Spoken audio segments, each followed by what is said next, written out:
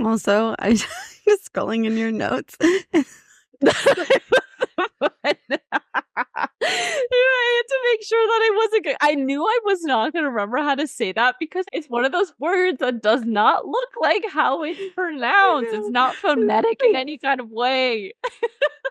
So for those of you who are obviously wondering what the fuck we're talking about, so I'm scrolling Lorraine's notes, and when something's misspelled in a doc, it underlines it in red, and I'm like, why is it underlined in red? It catches my eye, and it's in parentheses, it's the word armoire, and she has a phonetic spelling for it, and it says AARMWAARR. Armoire.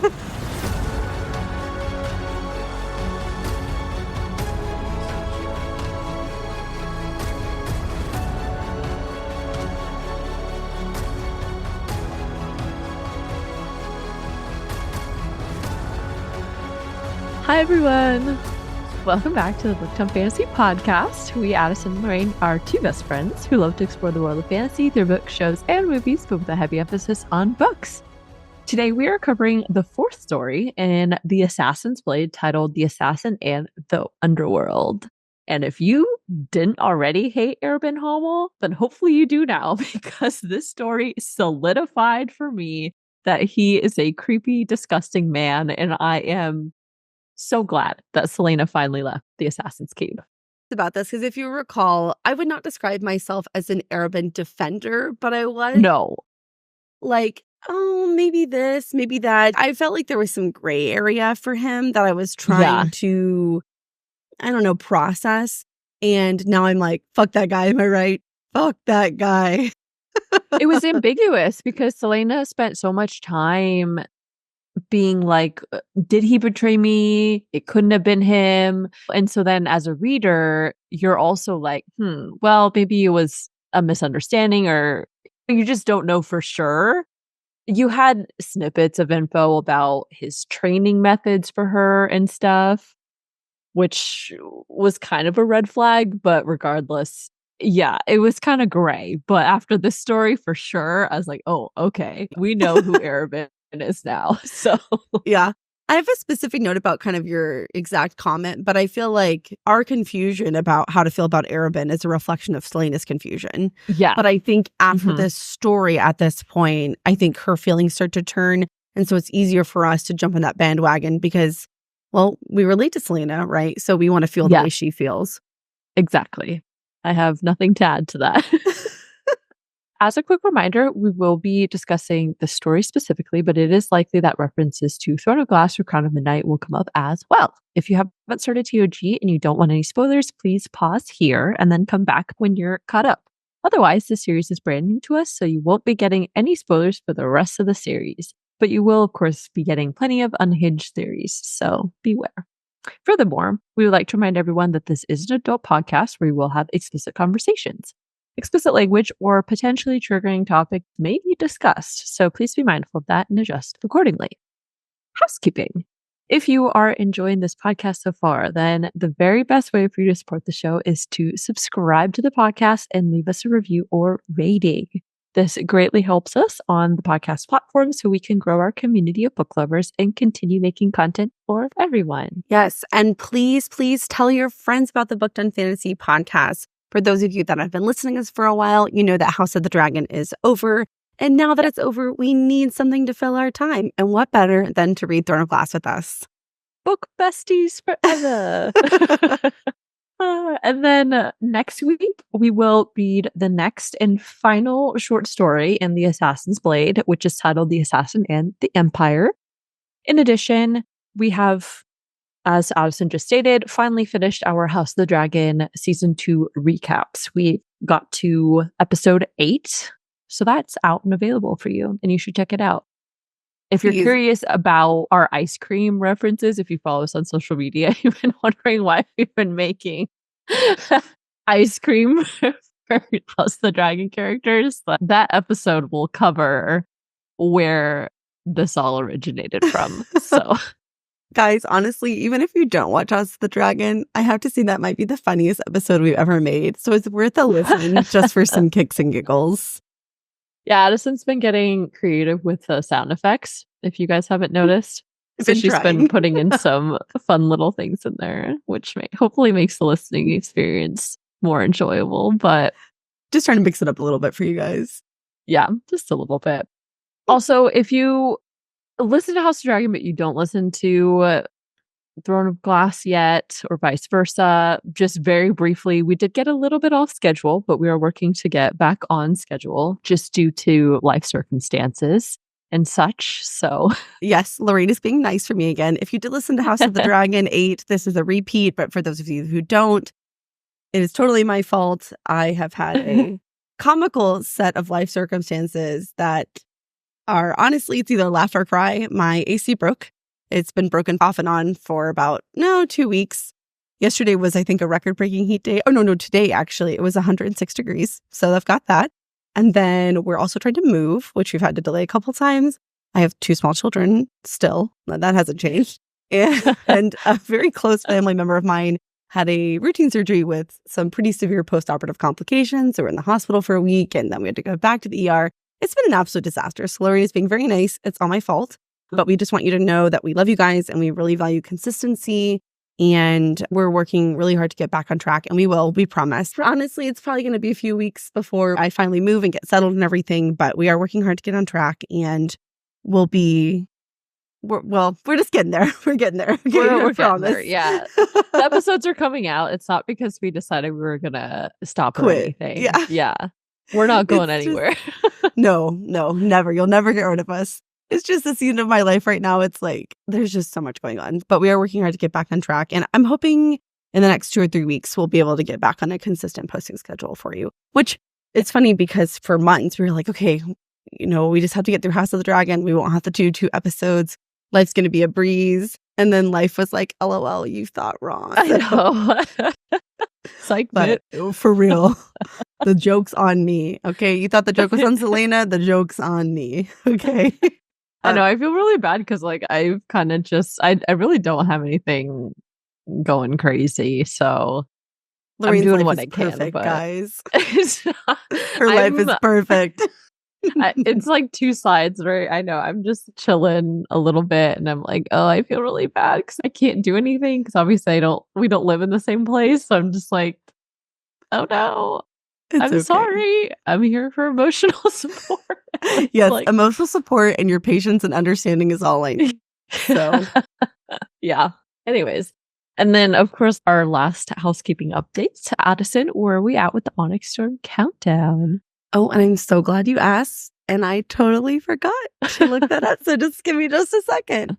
I feel like we should be making a big progress. A dent? Yeah, I know. Because wow, it's been a while since we updated. Wow. Okay. As of today, the day we're recording, I say that, I fuck that up every time. God. Oh, today is August 19th, and there are 155 days until Onyx Storm is released. Oh, okay. I know. Yeah. So I think this is great. No, we're less than 6 months. Yeah. Less than 6 months now. So yes. Hot damn. Close. Okay. Hell yeah. I know. This is the solution, right? Instead of doing it weekly, we should just check in every 4th episode or something. And then it'll feel really great when you see it go down by 20 days and you're like, whoa, yeah, that's nice. Well, when you don't post consistently, when you mess up your schedule, it does feel like it's been that long since you recorded. So I know, that's so true. I will say, well, it probably doesn't feel like fall for you because Texas is summer, summer, winter, and then summer. But in North Carolina, it started getting kind of chilly in the mornings and the nights again. And you're starting to see the trees turn just a little bit. You have 1 tree out of 100 that's starting to get kind of orangey. I actually hate you right now. I know, but I feel physical hatred for you. I feel like I skipped. Well, it feels like October. Well, that's a little bit of an exaggeration, but it quite literally feels like we've just fast forward till the end of September to fall all of a sudden. I don't know Lorraine, why. It was 106 fucking degrees here today. The leaves are turning here. You know why? They're turning brown and they're dying and falling off the tree. Drying up. It's so hot. Well, remember I'm so when I said sorry. Lorraine's life is perfect? I really meant that, guys. I really meant that. I have nice, perfect temperate weather over here. And I don't know. Anyways. Oh, well, actually, the one thing that did happen to me, I accidentally ran over. This is gonna sound really fucking stupid when I say it. I couldn't avoid a piece of tire that, you know how like tires when they Yeah. end up on the freeway, they're like all unwound or whatever, but I couldn't avoid it and I ran over it and then it like dislodged. There's like a plastic engine cover on the bottom of your car. It's like a splash guard basically, and it had like flipped that under halfway Whoop. and then it was dragging on the ground for a couple days. It was quite annoying. And then finally I took it to a little auto body shop and I think the guy was probably like, this girl is a fucking idiot because it was plastic and I was in here like, oh, I'm gonna have to replace the whole thing. I don't know how much these things cost, so I was Yeah. like, oh, is it gonna be expensive? I don't know. I was getting a lot of anxiety about it, but he like laid on the ground. He reached in and grabbed it and he's like, okay, turn on the car and back up slowly. And so then I did that and he just like kind of pulled it back because it's plastic, you know, so I guess it bent back the other way. Then he Oh. just tucked it Shoved that back up in there. Yeah, and it looks pretty much fine. I mean, if you really get under there and look at it, you can see that it's kind of scratched up and shit from dragging on the ground. But other than Did that, he it's charge perfectly you? fine. No, which was Well, that's really nice. nice. I know. I think it's because it was actually a very easy fix, but I was just, I don't know. I'm just a girl. Okay. That's okay. I always tell people, I'm like, you know what I know about cars? Has gas, needs gas. Go, not go. And that's Pretty literally much. it. That's all I know about vehicles. Basically, same. Yes. So that's the one overall very minor thing that has happened to me. So I feel very sorry for you. And I also you don't need to feel bad for me. So to say you just a little bit right. I know. Anyways, all right. That is all for housekeeping, finally. So let's get into the episode. We will start with the book report for chapter summaries, and then we will dive into an analysis and offer theories for each chapter. And finally, we will also share our favorite moments. With that being said, Addison, please give us the book report for our summaries. Happily. So as always, because of the way the Assassin's Blade is constructed, even though there are 12 chapters, I'm just going to read the summary as a cohesive summary for the entire story. So this one is long. This is the actual longest story in TAP. I think it's like 106 pages. So just bear with me, okay? I tried to keep it as entertaining for you as possible. The Assassin and the Underworld. It has been 3 months since the fateful night when Arobynn beat Celaena unconscious and sent her to the Red Desert as punishment for messing up his slave trade agreement with Captain Rolf, the Lord of the Pirates. Our girl has finally made the long voyage back to Rifthold and is ready to show Arobynn that he didn't and couldn't break her. Just as Celaena is about to speak her truth and set herself free from Arobynn, he apologizes? Arobynn catches Celaena completely off guard and begins apologizing and showering her with lavish gifts. Ooh, shiny. The second gift is a mission, Benzo Donneville. What kind of name is Benzo? Anyways, here's 411. Leifer Bardengill is leading a large convoy of citizens from Melisande on behalf of the Queen. The convoy's purpose is simple, convince the King of Otterlyn to grant them permission and resources to build a road from Melisande to Otterlyn, which would significantly bolster their trade and make them formidable economically speaking. Leifer suspects her ex-husband Donneville has plans to rendezvous with an unknown individual to exchange sensitive documents that contain names and other identifying information of influential Melisanders in Otterlyn who are opposed to the slave trade. Donneville and his business partner plan to use that list to blackmail those people into changing their minds and stopping their resistance to building the road and starting a slave trade from Melisande to Otterlyn. At least that's what Arobynn tells Celaena. Celaena leaves Arobynn's study and makes her way to her room, but runs into Sam. He immediately notices Celaena's new scar and demands that she tell him everything. Just as Celaena is about to give in and maybe, just maybe, admit that she misses Sam, they are interrupted by Lysandra. Lysandra is Madame Clarice's new up-and-coming courtesan as well as Celaena's childhood enemy. After a brief conversation where Celaena resists the urge to inflict physical damage to Lysandra, Celaena storms off. But it's not because she's jealous or anything. No, definitely not that. The next day, Celaena decides that she is in desperate need of some pampering and braves the torrential downpour to visit her favorite spa. Later on, Arobynn gives Celaena yet another gift, but this time it's not gold or jewels, it's a super secret stealth spy suit. Celaena asks the tinkerer if he can sew the small piece of spider silk she received from the mysterious merchant in Xandria into the suit to protect the heart. As she leaves the tinkerer, she runs into Sam. Instead of just expressing how they really feel, they argue. Again. But not before Sam reveals that his price to Arobynn in exchange for his forgiveness was Arobynn's oath that he would never lay a hand on her again. Celaena attends the theater as part of a reconnaissance mission, and not at all because she wanted to hear the beautiful music. She is accompanied by Sam and Arobynn, and to her dismay, Lysandra. The music annihilated her. Celaena became so enraptured in the music, she sort of forgot she was there to spy on Donoval. Oopsies. Afterwards, Celaena was in no mood to party with Lysandra, so she decided to try her hand at recreating the beautiful music on the pianoforte. But to her frustration, she just couldn't get it quite right. She runs into Sam again. Gee, what a surprise. And this time they have an almost pleasant conversation where Sam agrees to help Celaena with Donoval, and she even admits that she missed Sam's sorry ass while she was away in the Red Desert. Sam and Celaena scout Donoval's house and follow his bodyguard through the streets of Rifthold to a tavern, but ultimately glean nothing of importance. After returning to the keep and a long soak in the tub, Celaena finds a gift from Sam. Sheet music from the theater performance from the night before. Celaena couldn't help but be gleeful. Celaena quickly prepares for the Harvest Moon party, and she, Sam, and Arobynn make their entrance. Celaena and Sam survey the party and find Donoval with his paws all over several young courtesans. Celaena, disgusted, formulates a plan. Celaena plays the part of a young, doe-eyed girl who is utterly impressed by what an important man Donoval is.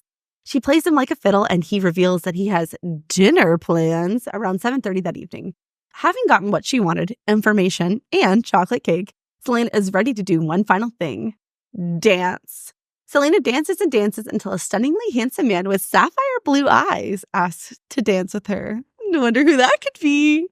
A jealous Sam intervenes and the two argue. Again. But agree instead to have a little fun and discuss things in the morning. The next day, Sam and Celaena are in the training room at the Assassin's Keep, and they briefly discuss their next steps for breaking into Donoval's house. Celaena invites Sam to come, but he's stuck on Lysander duty for the evening. Celaena insists that she'll be fine to do it on her own, despite Sam's warnings of danger. That night, Celaena breaks into Donoval's second-floor study, alone. She sensed the attack in a heartbeat before it happened. Argyll did her absolute best to kick some ass, but ultimately was overwhelmed. She awakens in the sewer with Donoval's bodyguard, Philip. He tells her she may be good, but she ain't invisible. It is then that Celaena realizes that their plan is to drown her in the sewer when they release the dam of rainwater. Celaena uses her super spy suit to cut her way out of her bonds and makes her way through a worker's tunnel all the way up to the street. But to her horror, she realizes the grate is rusted shut. Just as Celaena begins to accept her fate, our hero, Sam, appears. But Celena's not out of trouble yet. Sam tries with all his strength, but can't get the grate to open either. With one last shuddering breath, Celaena asks Sam to take her body home to Terrasen. I mean, honestly, my brain, even though obviously she didn't die because hello, TOG and Calm, but I was like, oh, I really didn't know how they were going to get out of that. I really didn't. I know, it made me super nervous. I figured she wasn't going to die, but I was like, oh, this is not great. Yeah. Oh, yeah. With the help of two strangers and a crowbar, Sam manages to save Celaena. After a lot of vomiting and baths, 4 to be exact, including one in alcohol, Celaena settles into her bed, only to be interrupted by Sam. Sam and Celaena share a tender moment where she thanks him for saving her life and finally opens up about what happened to her in the Red Desert. Telling Sam about the Red Desert finally gave Celaena the courage she needed to pay off her debt to Arobynn. To her surprise, he took it surprisingly well, and the two agreed they will still work together in the future. Afterwards, Sam and Celaena head back to the reeking sewers to formulate a new plan for breaking into Donoval's place. As they make their way back to the keep, Sam tells Celaena that he's going to Benjali forever. Celaena can't understand why Sam feels like he has to leave, and she presses him until he finally explodes. In a classic rom-com moment, he whisper yells, "Because I love you, Celaena. I have for years, and I can't stay here because you'll always pick Arobynn over me." In true Celaena fashion, she tells him he's a stupid, moronic idiot because she would pick him. And then they kiss, and Ashton sobs.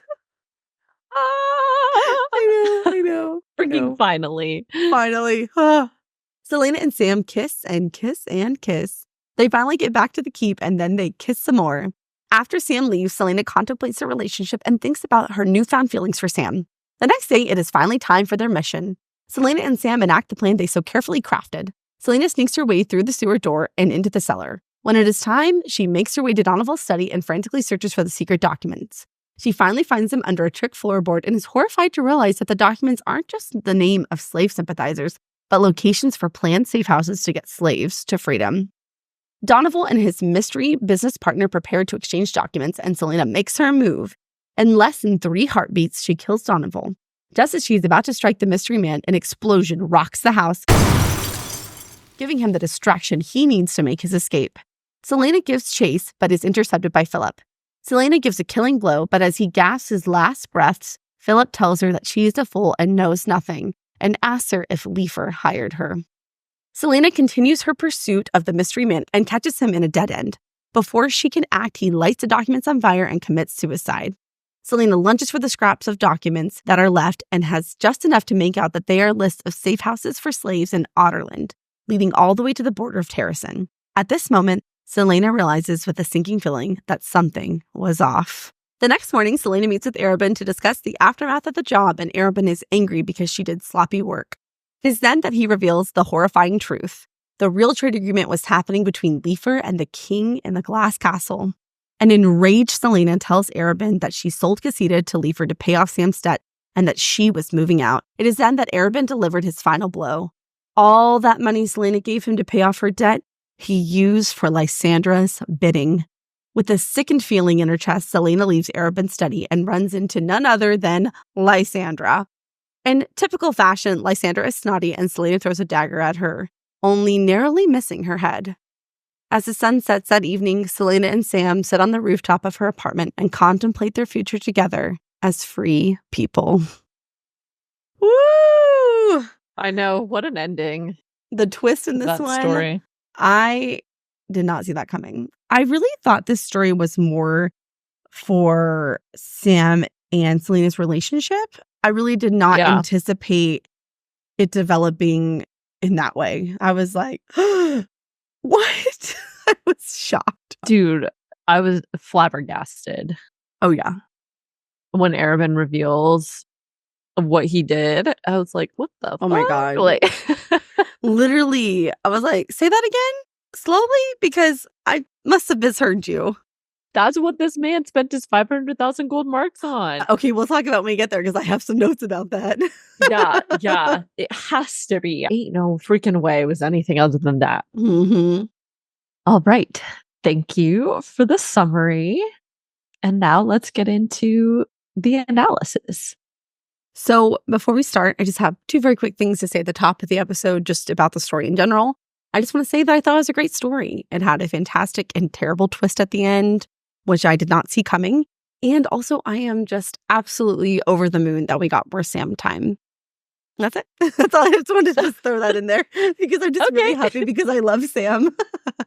Great. Yeah. So far, out of the stories that we've read, I think this was my favorite one.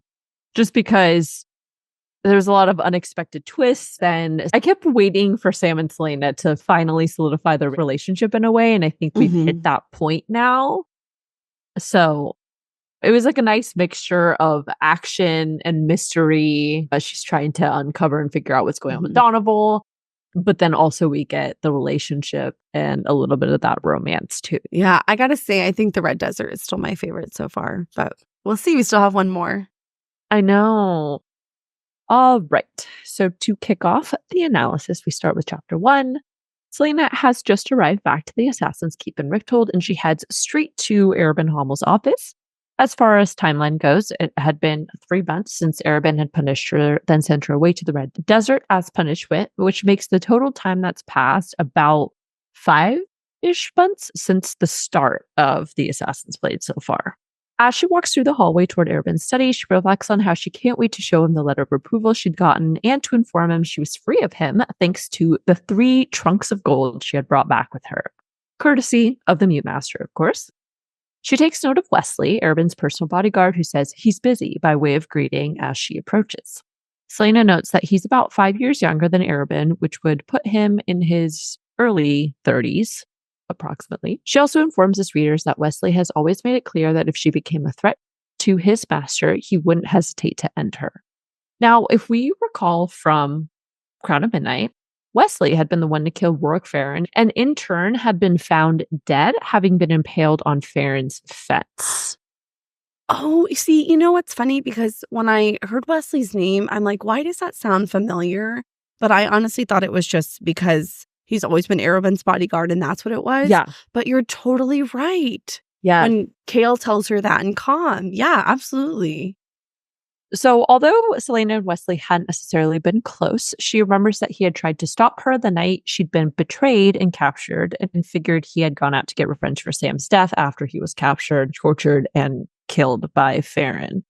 If you want to get that recap, this was all in Crown of Midnight, chapter 5, page 39, I believe, in case anybody wanted to know. But yeah, Or that's go how listen we... to that episode. Oh, yeah. You can go back and do that too. Well, yeah. You can do both, double whammy. But anyways, this is how we know Wesley, and he is a familiar character. And of course, that also means that Wesley dies. Oh, yeah, that's right. We know he's going to die at some point. Mm-hmm. So I'm not sure if I am assuming maybe that happens in the next story. Yeah, which is interesting because I feel like in this story, my impression is that Wesley and Celaena do not get along. I guess it's not explicitly stated, but they're definitely not friendly. So that's kind of interesting. I'm curious to see how Wesley pops up in the next story. Mm-hmm. So next, Celaena doesn't bother to stop as she says, "Nice to see you too, Wesley," before flinging open the doors to Arobynn's study. Her plans for a grand speech and sweeping gestures are quickly shut down when Arobynn doesn't even bother to look up from his papers, let alone say a word to his protege. The message was clear enough. She was to wait until he was ready. Ooh. I know. My note under that was arrogant asshole. Arrogant Arobynn the asshole. AAA. Celaena sits down and once again recalls the night she'd been beaten by Arobynn and hopes Sam was alive since she hadn't seen him when she had returned. Eventually, Arobynn reads the Mute Master's letter and just says, "I thought you'd be Tanner."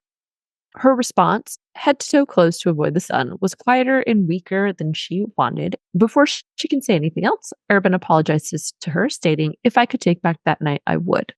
Celaena is speechless and notes that despite being 20 years older than her, Arobynn's face remained young, and he was one of the most alluring men she'd ever seen, even if he wasn't the most handsome. Arobynn continues on to say he'd been praying for forgiveness and that he shouldn't have sent her away.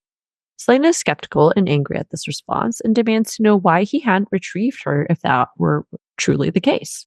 Arobynn says that by the time they tracked her down, it would have been time for her to come back anyway, which Celaena doesn't buy, thinking it was an easy excuse. I don't buy it either. Oh, I do. It seems kind of logical, honestly. That's not an excuse. Now, after what he does next, it became abundantly clear to me that Arobynn has groomed Celaena her entire life, pretty much.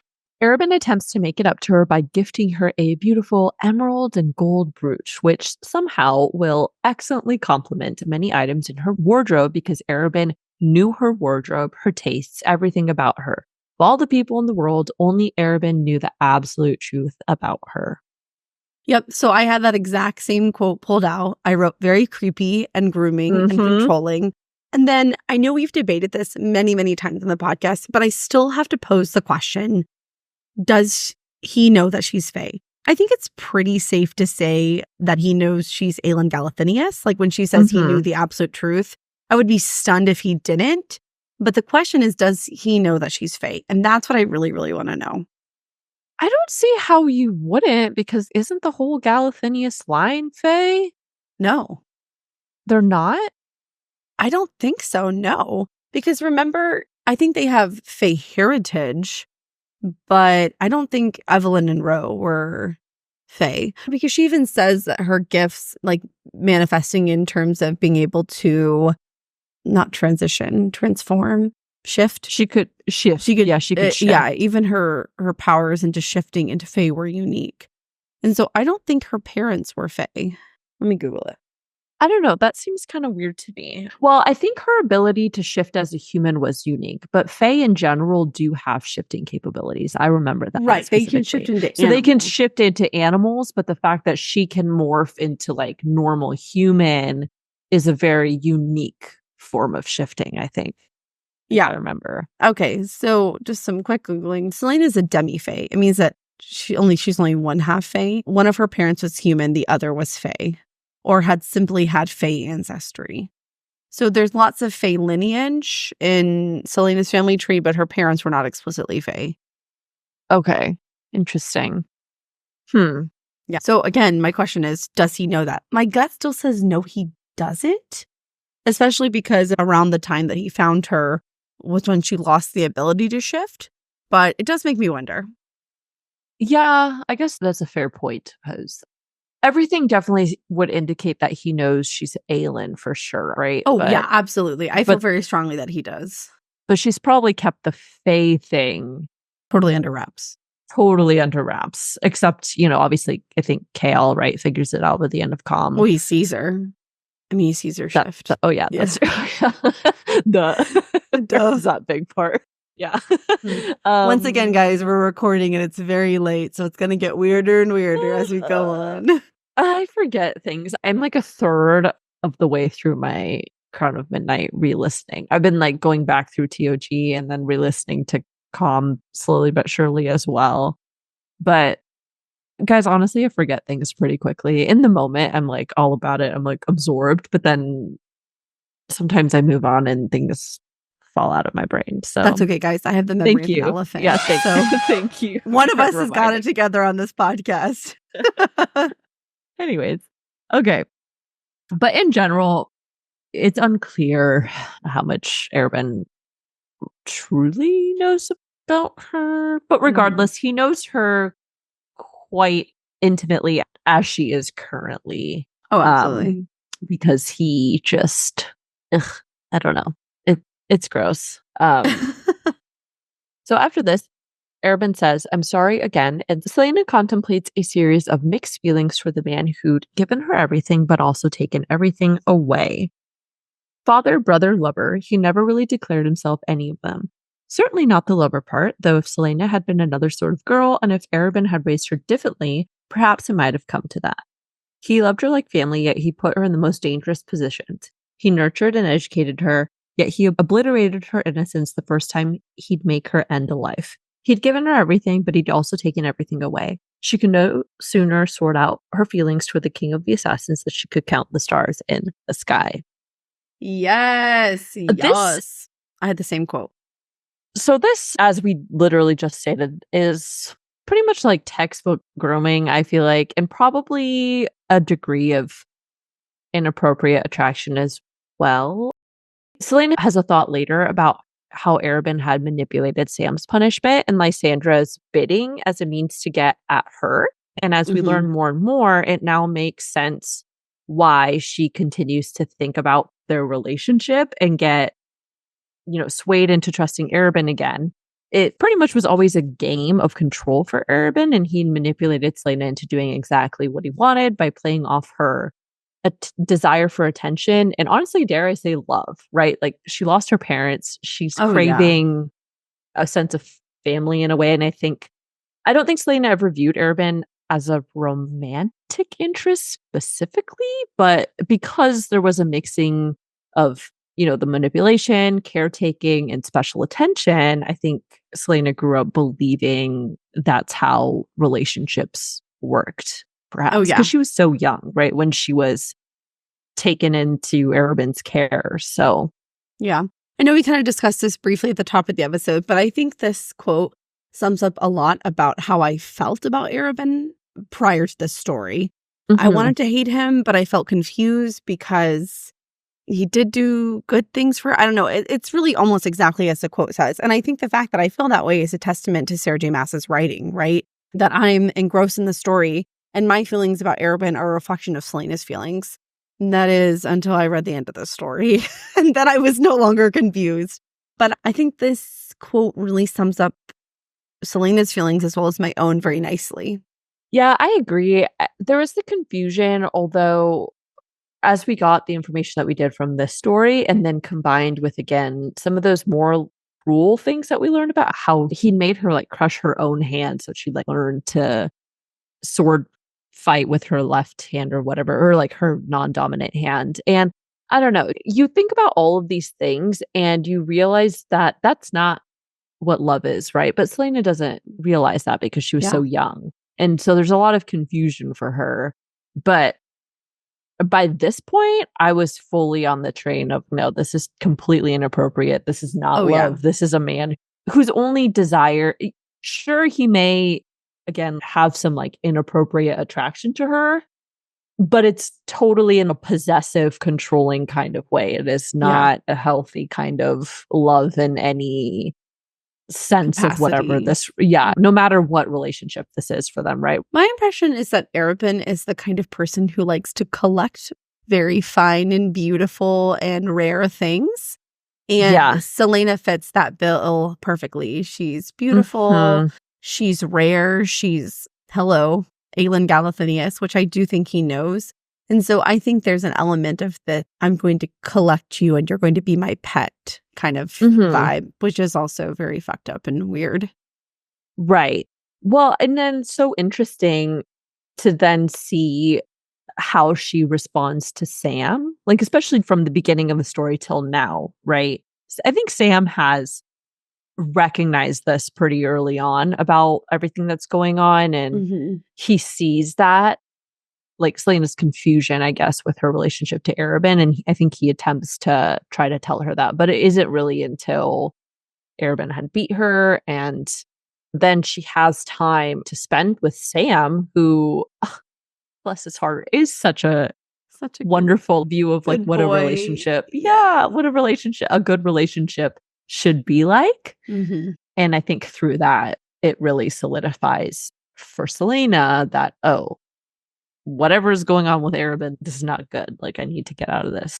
Anyways, Arobynn goes on to inform Celaena that Benzo Donoval, a powerful businessman from Melisande, and Leifer Bardingale, his former wife, who is also good friends with the former queen of Melisande, are coming to Rifthold as part of a convoy of Melisanders. Celaena recalls how Melisandre's royal family had not been executed because they had chosen to yield and sworn loyalty to the king of Otterlin. The purpose of the convoy is to demonstrate to the king that Melisande is economically important and to convince the king to grant them permission and resources required to build a road. So back in The Assassin and the Healer, Celaena had a brief thought about Melisande that stated the kingdom of Melisande had fallen on hard times in the past 8.5 years. Since the king of Otterlin had conquered the continent and redirected trade through railway instead of Melisandre's few eastern ports. This was on page 84. Celaena gives us some additional information through a thought where she thinks, for years, trade with Melisande had been tricky due to its location. Bordered by near impossible mountains and the Oakwald Forest, most of their trade had been reduced to whatever they could get out of their ports. A road might change all of that. A road could make Melisande rich and influential. Celaena questions what Donoval's involvement is, and Arobynn says he's here to discuss business arrangements and probably undermine his former wife, Leifer, and to complete one very specific piece of business that made Leifer want to dispatch him. Celaena instantly realizes this was, quote, a gift from Arobynn, who goes on to tell her that the job would be to retrieve Donoval's documents and dispatch him. Turns out that the documents are very important because they contain proof that certain influential Melisanders in Otterlin are opposed to the slave trade, which would help Donoval set up a slave trade business since he could use the information to blackmail the people into changing their minds under the threat of exposing them to the king of Otterlin. Celaena then asks what Leifer's business in this was, and apparently Leifer, quote, doesn't believe in slavery and wants to protect the people on the list, since those people could help soften the blow of slavery in Melisande and possibly even smuggle captured slaves to safety. Celaena notes that Arobynn spoke like he knew Bardingale personally, like they were more than business partners. Yes. Okay. I had that quote pulled out as well. I feel like this is such obvious foreshadowing that they have more than a business relationship and that there's clearly something else at play here. And I did not catch that until I think my third reread. I was like, I should have known then. I should have known then. I had a yellow flag up. When I first read through, Okay. I found that a little bit odd, but I still believe the story about Donovan at this point. Right. I Yeah, did I think would it was agree. weird that Arobynn, the same man that had beaten Celaena and Sam to a pulp for ruining his slave trade and agreement in Souls Bay, was suddenly gonna change sides and work with women who opposed slavery. Like, that Yeah. part was always weird to me. But again, I was kind of like, oh, well, maybe he's just in it for the money. He doesn't really care about it's not the slaves necessarily. It's just whoever's willing to offer him more money. So maybe Leifer was that person. And so now he's like against slavery, quote unquote. When you say it like that, it does seem really fucking suspicious. But again, I still believe the Donovan thing. And I was like, oh, yeah, Same. okay, that tracks. That makes sense. And Yep. so it wasn't until later that I was like, oh, fuck. I think it shows our naivete. We want to believe that, right? Yeah. And so does Celaena. Yeah. I think that's why she doesn't put it together, is because confusing feeling to the Arobynn, and she wants to believe that he feels sorry and feels remorse. Yeah. Yes. But as we obviously learn, this was all just a ruse. And I just got really angry at Arobynn and Leifer and all these people. But Arobynn then informs her that Donovan will exchange the documents with his new business partner in 6 days, and that Leifer ideally wants the documents from both Donovan and his partner, and for both of them to be taken out. Leifer had suggested the business partner's documents contain a list of, quote, important people opposed to slavery in Underworld. Celaena asks about the pay, and Arobynn states she will be paid extraordinarily well, and even says he won't take a cut of it this time. Celaena doesn't immediately respond, and she has a few thoughts. If she was going to pay off Arobynn, then she was going to be very low on money. This mission seems like a good deal because she'd be earning and, quote, helping others. As Arobynn states, I missed you again to her, she reflects on what the mute master had told her and thinks perhaps hurting her had been his way of coping with the pain of that. But most of all, Celaena honestly wasn't sure what a future without Arobynn would look like, because the history that lay between them, dark and twisted and full of secrets, was forged by more than just gold. She ultimately says, I'll think about taking on Donovan, giving herself time to fully consider the mission before leaving the room. Celaena heads back to her room where the exhaustion of all she'd endured the past few months hits her all at once. She briefly reflects on the scar on her neck and courtesy of Ansel, and how, despite washing before arriving at the Assassin's Keep, she still felt dirty.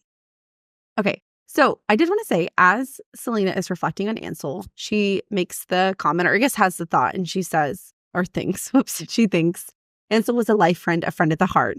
And this reminds me of the bonus chapter we did, The Assassin and the Princess. Check out that episode if you have not listened to it yet. But in that chapter, Celaena describes Nehemia as the sister of her heart. And I think that's just kind of a nice tie-in between the bonus chapter and that story. But also, I think it helps express why Celaena seems so deeply hurt and betrayed, because in reality, they only knew each other for a month. But as we've discussed in the previous episode, that she never had a lot of female friends. This was like her first true friend outside of the Assassin's Keep. And so I think for her, like, when she says friend of the heart, she really means it. And so I think that's why there's several references to Ansel and the betrayal and how it's affecting Celaena in this story. But I just thought that was a nice tie-in, friend of the heart, sister of her heart. This is very similar wording. Yeah. Oh, I know. That makes me so sad. She keeps having these occurrences where she lets people in and then they turn around and betray her, or they die, and yep, just really sad. It is. I feel so bad for her, but anyways. Celaena also hears the sound of laughter from people, which immediately pisses her off, knowing Arobynn hadn't actually been busy. She's about to turn right back around to confront Arobynn when she runs into Sam Cortland. Yay! Sam appears stunned to see her, and Celaena notes that he looked perfectly fine, and then wonders, had Arobynn punished him at all? Sam greets her and asks, "How was the desert?" Celaena is still stunned and just replies, "Hot." And then the rest of her thought is, it wasn't that she was mad at him for being uninjured. She was so relieved she could have vomited, actually. She just never imagined that seeing him today would feel so strange. And after what happened with Ansel, could she honestly say that she trusted him? When I first read that, I was a little bit taken aback because I was like, this is your first instinct? The man had risked his life and went against orders to help you in Skulls Bay. And, obviously as a fuck you to Arobynn. And now you're gonna question him? I mean, I guess in the context that, like we had literally just discussed, Selena has not really had a lot of friends before, and she hasn't really been brought up to trust anybody except for, a 40-year-old creepy man named Arobynn. And then the one friend, Ansel, that she does end up making betrays her as well. So Yeah. I see it, but Sam has already proven that he wasn't going to betray you, right? Mm-hmm. I guess their history is a little bit, they were enemies kind of, or forced to compete Enemies against to each other growing up. lovers. Yeah, I guess that's what it is. But still, I was a little bit like, what? No, like you can trust Sam. What are you Yeah, doing? I know. But anyways, Sam immediately notices the scar on her neck and then takes a step closer to her and asks if she's hurt. Celaena responds defensively because she didn't know how to slide back into that newfound respect and camaraderie they discovered for each other. Then she says, "Why should I tell you anything?" Sam, God bless him, doesn't back down and challenges that the last time he'd seen her, she'd been unconscious and so bloodied he couldn't see her face. He says, "Tell me," again, and Celaena realizes that whatever bond had sprung up between her and Sam hadn't been broken. He'd switched loyalties. He'd chosen to stand by her, fight for her. Having had this wonderful epiphany, she finds herself smiling and almost says, "I missed you," but they are interrupted by the arrival of Lysandra. Lysandra. So I just want to say briefly here before we get into this interaction that they had that one, Lysandra has green eyes. So Oh, our yeah. green eye Yes. theory. Yep. Okay. Except remember, we're excluding the mute master and Ilias, but everybody else with green eyes sucked so far. Okay. But there is a reference to her in Calm in chapter 12. Mhm. It's when Celaena is attending the masquerade party with Archer. Quote, "During the carriage ride here, Archer had promised that Arobynn Hamel wasn't attending, and neither was Lysandra, a courtesan with whom Celaena had a long, violent history, and someone she was fairly certain she'd kill if she ever saw again." So I'm very curious to find out what happened between them now that she's been introduced into our story. I don't really feel like Lysandra did anything wrong in this story. She's a bit annoying and snotty. And honestly, I kind of think what Sam says to Celaena is true, that she really does just want Celaena's attention and respect and validation. But really, thus far, and what I know about Lysandra, I think she's more of a victim or at minimum a pawn of Arobynn's. Mhm. And so I'm almost sympathetic to her, honestly. I mean, she's 17 years old, so I know she's a little obnoxious, but I'm very curious if that violent history that she's referring to, something occurs in the next story of Tab, or if it's just like this weird rivalry they've always had. So I'm very interested to see where that goes. Yeah, that's the same impression I kind of had.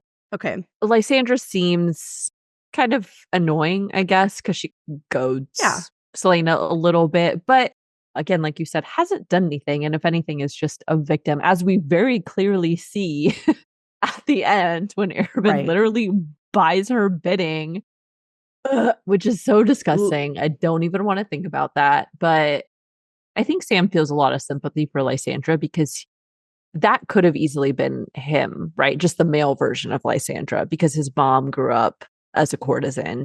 I mean, granted, he was pretty young, but I'm sure he still remembers a little bit of what that was like. Obviously, they have collectively watched, because Arobynn and Madame Clarice seem to be pretty close. And so they've kind of watched how courtesans are trained and everything. And yeah, she is just doing what she's told, essentially, I think. So, oh, yeah, absolutely. Anyways, Lysandra, who seems to be enemy number one, according to Celaena, is described by Celaena as a stunning young woman with a generous bosom. They've known each other since she was 10 and... Oh, oops. Bosom. Bosom. Why is that word pronounced bosom? I feel like I know that, but I don't know. It's spelled B-O. Like, I it's know, not no, I B-U. agree. No, I totally agree. It was just I funny when hate you said it. When you the said it. English language sometimes. None of these pronunciations freaking make sense. Anyways, Celaena couldn't recall a time when she didn't want to be in the girl's face with a brick. Girl, like, Lena again, is a little much here. she's I'm like, a you need to calm down. honestly, it feels like Lysandra as being another beautiful girl is threatening to Celaena because, Celaena is the only female assassin in the Assassin's Keep, Oh, yeah. right? And Oh, she's totally jealous. Absolutely. she's totally jealous. Yeah, that's Yeah. kind of the feeling that I was getting too. But I was like, girl, you Yeah. gotta tone down the rage a little bit here. I think we Nothing is. talked about this a little bit before, but Selena is pretty insecure. I think a lot of her Yeah. arrogance, a little bit is true, but a part of it is a facade to cover that she feels insecure. Don't get me wrong, I think she's definitely confident in her abilities and knows that she's a badass. And she knows she's beautiful, but I think there is some underlying tension of insecurity. And also, she's freaking 17 years old. Right. You know, not to mention you throw in the jealousy of Sam and you've got a cocktail for tension. Yeah, that's a good point. We also learned that Arobynn had personally funded much of Lysandra's upbringing and training to become one of the most anticipated courtesans in Rifthold's history. Blech. Lysandra, I know. Gross. Ugh. Lysandra and her madam, Clarice, are the only courtesans who are aware that she was Arobynn's protege. Lysandra initiates a tense conversation, saying, I thought you'd been packed off to the desert. Is it possible the summer passed that quickly? This immediately sends a deadly, vicious wave of calm to spread through Celaena as she also tries to ignore how closely Lysandra stood next to Sam. Lysandra informs her that Arobynn threw a luncheon in honor of her upcoming bidding, which was happening in 6 days. This also lines up with when Donoval's meeting will take place.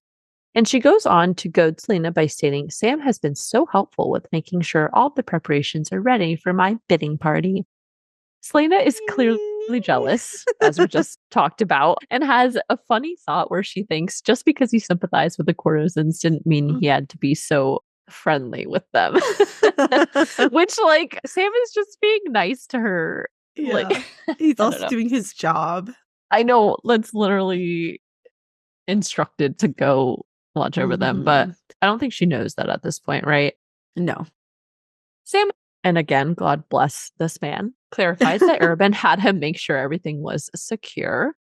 Celaena decides she's had enough, and Sam takes the hint, removing Lysandra's arm from him and telling her to go back to the luncheon. Lysandra asks when he's coming back in, but Celaena is over it and says, enjoy your quality company before striding off. Sam calls after her, but Celaena, who is already working herself up at the possibility of Lysandra and Sam being involved in any way, ignores him before slamming the door to her room shut. To be young, jealous, and coy. Oh Lord. Just buckle up, everybody. We got 97 more pages of this. Ugh, I know. Does this qualify as like a miscommunication trope? Oh, I feel like it does. You do? Okay, God. yeah. I think I actually wrote, God, if they would just talk to each other, instead of all this back and forth bullshit. But anyways, that ends chapter 1. All right, moving on to chapter 2. The next morning, Celaena opens another gift from Arobynn. This time, it's a set of gold hair combs. Though the gift didn't mean she forgave Arobynn, Celaena couldn't help her excitement as she rushed to her vanity to place them in her hair.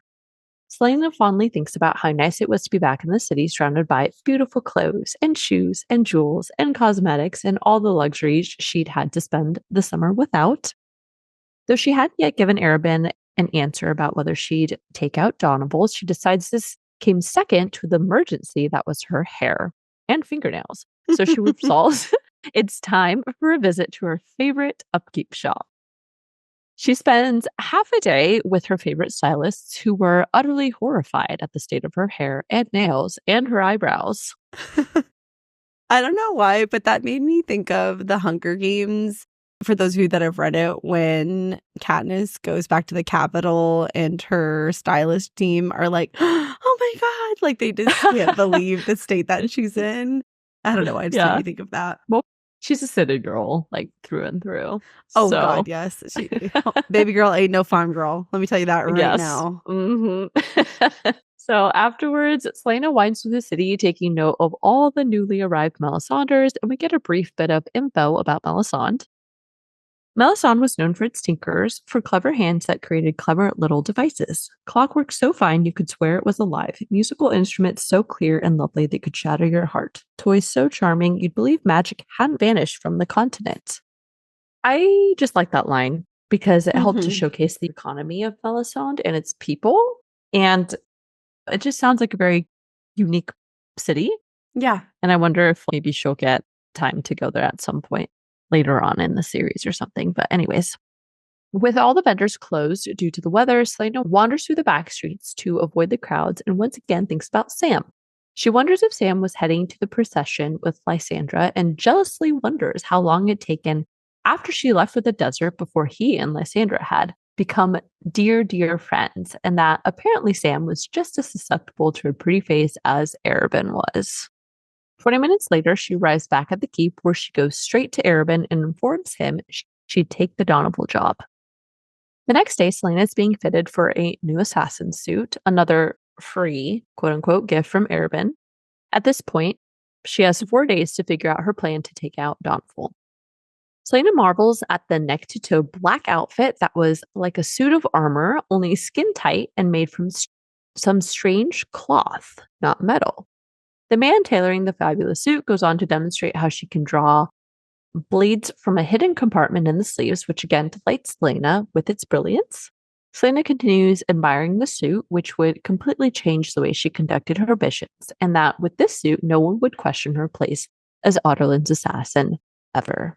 The master tinkering tailor, who specializes in crafting things that were believed to be impossible, asked for some final measurements as Celaena asked Arobynn if he was getting one made as well.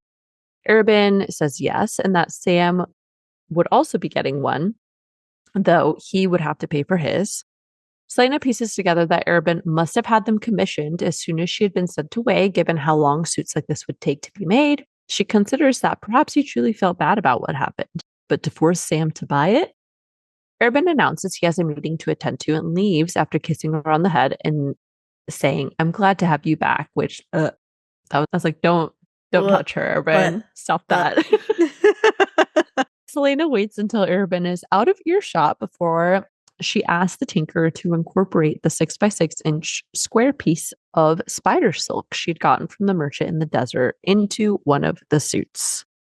The tinker is starstruck by the near mythical material, but agrees it could be done and would be barely the right size to shield the heart before stating, "Oh, what I'd give for 10 yards of spider silk. You'd be invincible, my dear." Celaena just smiles and says, "As long as it guards the heart."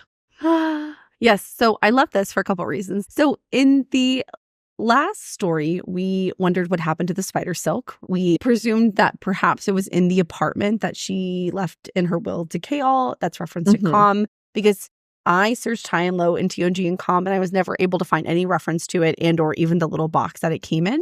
So when she asked a tinker about using the spider silk in the suit, I was like, okay, this is what she's doing with it. And I really thought it was for her suit. I didn't even question it. And then when we found out it was Sam's, I was like, I know.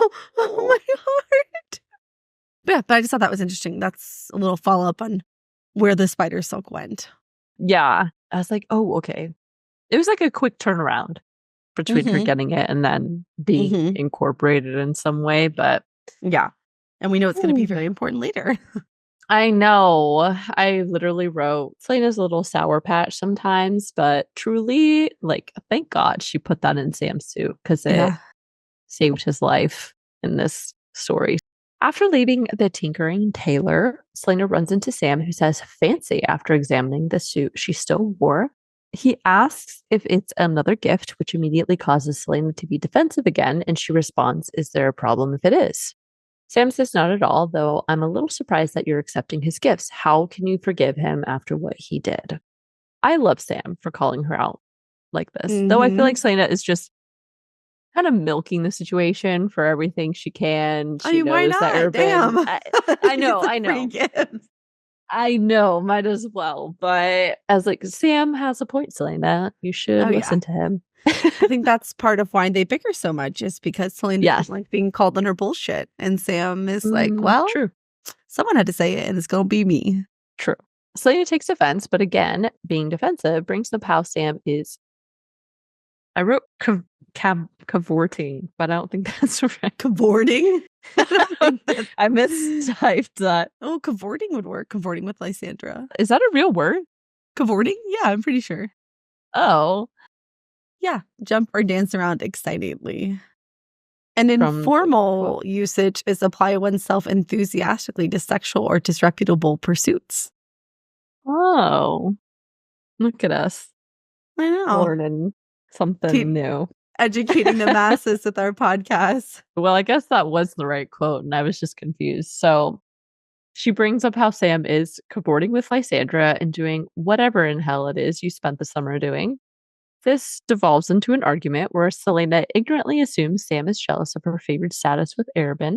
Sam drops a huge truth bomb on Celaena that I'm sure melted every reader's heart when he says, "You want to know what the price I asked for forgiving Arobynn, Celaena? My price was his oath that he'd never lay a hand on you again. I told him I'd forgive him in exchange for that."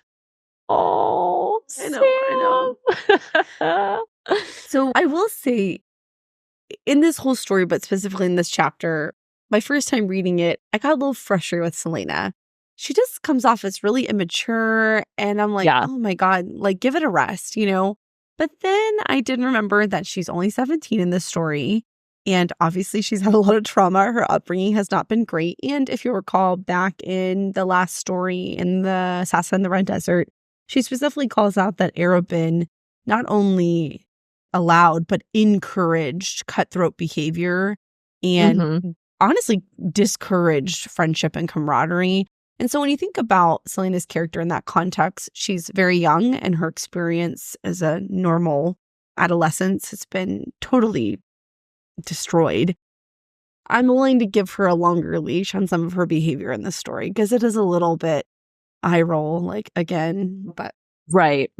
I keep having to remind myself that if I was closer to that age when I was reading the story, I could probably understand her a little bit better. But yeah, that was one of my frustrations too. I was like, between conversations like this and their arguments and their lack of communication about revealing their feelings to each other, I'm just like, Well, you have to remember, Sarah J. Maas was about this age when she was writing this. That's true. Which is wild. I cannot believe that. But anyway. Meanwhile, I'm like 30 and wondering what am I doing with my life. So we're reading these books and talking about them, Addison. That's what we're doing. You're right. I'm podcasting and living my dream, baby. Exactly. So later on, Celaena can't believe what Sam had done for her. And she has a thought where she thinks she didn't know what words could convey the mixture of gratitude and guilt. Hating him had been so much easier. How could she ever begin to apologize? Arobynn tells her to have a dress ready for what she learns is an evening at the theater where she will be able to spy on Donoval. Believing it would just be her and Arobynn, Celaena is surprised to find Sam and Lysandra in the carriage to the theater with them as well, since Lysandra needed all the exposure she could get. Celaena glances at Sam, who looks weary, as if he expected her to launch a verbal attack right there, but she doesn't say anything as they ride to the theater. And that ends chapter 2. Moving on to chapter 3. When they arrive at Arobynn's private box at the theater, they are greeted by attendants who take their coats. Uninterested in seeing Lysandra test out her flirting, Celaena heads straight through the curtain to take her seat closest to the stage. Celaena observes the theater and the well-dressed crowd, noting if there was one place where she felt the most at home, a place where she felt happiest, it was here, in this theater, and thinks about how her new apartment would be double the distance from the theater. Eventually, Arobynn informs her where Donoval is sitting, and Celaena makes her observations of him before looking at a tall, elegant woman who held herself like a noble, though no diadem glittered in her lustrous dark hair. Arobynn goes on to inform her that this woman is Leifer Bardingale. He says it was an arranged marriage She wanted his wealth and he wanted her youth. But when they failed to have children and some of his less desirable behavior was revealed, she managed to get out of the marriage still young, but far richer. Celaena, not knowing the full truth of the situation at this time, admires the woman for the, quote, unyielding sense of dedication to her friends and allies she must have, and she asks about the surrounding people in the box as well. Before she can continue asking questions, Lysandra interrupts to prattle about the important people she sees, and a gong begins to signal for everyone to take their seats. Celaena has a sudden urge to say something to Sam, whose gaze she could feel behind her. Deciding it was now or never, and with a thundering heart, Celaena turns around and tells Sam, "You look handsome." Aww. She quickly turns around and goes back to observing a very casual-looking Donovan, whose very alert guards were definitely not lazy, bored guards. Sam then surprises her by whispering back, "You look beautiful, though I bet you already know that." Celaena suppresses an urge to smile, and the music begins to establish a setting, a world of shadows and mist, a world where creatures and myths dwelled in the dark moments before dawn. I had two thoughts. Well, I had my original thought, and then when I read that again, I had this very sudden epiphany. So my first thought was, I definitely feel like this is foreshadowing for what Celaena will face later in the series. Oh, okay. Well, I was kind of thinking maybe this is something that we haven't encountered yet, but we are going to. Or perhaps this is a callback to another world or something that she's going to go to, perhaps. I don't know. But it Okay. Yeah. sounds kind of important in a way. I mean, it is a little bit evocative of the world she went to in Calm when the portals open. Yeah. Mist Yeah. and creatures. It's a Mhm. pretty generic description, so I think it could be applied to a lot of things. But I Yeah. do think you're right that it's very possible that that is foreshadowing in some small way. I hope so. We'll see. The music and dancing left Selena completely infatuated, and she thinks the dancing was breathtaking, yes, and the story it told was certainly lovely. A legend of a prince seeking to rescue his bride, and the cunning bird he captured to help him do it. But the music. So we know from TOG and Calm that Selena loves music and that she'd been trained to learn to play the pianoforte. I also felt like this was a little bit evocative and familiar to the song that Rena Goldsmith had sung in Mm-hmm. Calm as well. Like the topic Yep. kind of felt similar. And I wonder if it's a similar story. We had speculated that perhaps Rena Goldsmith's song was about Gavin and Elena. And maybe this could be another Or version another of that. Fey I don't legend know. or something. Yeah. Hmm. Yeah. Yeah. I had Yeah. a very similar call out is that I said the same thing about we know that she loves music when she sees Rena Goldsmith perform. And then, of course, back in TOG when she's playing the pianoforte and Dorian is watching her and she doesn't Hmm. realize it. And then there's that really nice quote about why she loves music and how she feels like it can break and remake and it just really moves Hmm. her. And so that's one of my favorite things about Celaena is that she is so deeply moved by music. And it's really nice to see her get to enjoy that in this chapter. Yeah, I know. It's very beautiful. Yeah. Selena is swept away by the music, which broke her apart, put her back together, only to render her. There's a lot of weird words in here, and sometimes I can't Asunder. just. Is Okay, that the yeah, and word? I'm like, did I mistype it or did No, I? asunder. I forget. Okay, okay. Selena is swept away by the music, which broke her apart and put her back together, only to render her asunder again and again. When the final note swells, Selena gasps as she begins to cry. I just want to pat myself on the back because I'm not even looking at your notes, I'm looking at mine, so I don't have that quote. And I don't know why instinctively I knew it was the word asunder. I'm really proud of myself. See, I told you I have a good memory. So I just want to pat You myself on the do back for there. wonder. The vocabulary in this story is quite. Actually, you know what? Throughout TOG and Calm, I frequently do read words where I'm like, whoa, I was not familiar with that term before. Or it's not like very commonly used. And so I'm Mm-hmm. always surprised. But here was another example of that. Okay. The crowd breaks out in applause, and Lysandra annoyingly leans over to tell Selena, "I didn't know you had a shred of human emotion in you." Much to my satisfaction, Sam tells Lysandra to shut up. Yes. Yeah. Shut up, Lysandra. I was like, yeah, thank you. Yeah, I enjoyed that. Celaena continues clapping even after the people begin to leave and ends up being the last person to leave the theater. This, overall, I just thought was a very beautiful scene. I love reading and imagining how moved Celaena is by music and dancing. Also, we of course know that Sam takes note of Celaena's love of that music to gift her with the sheet music later.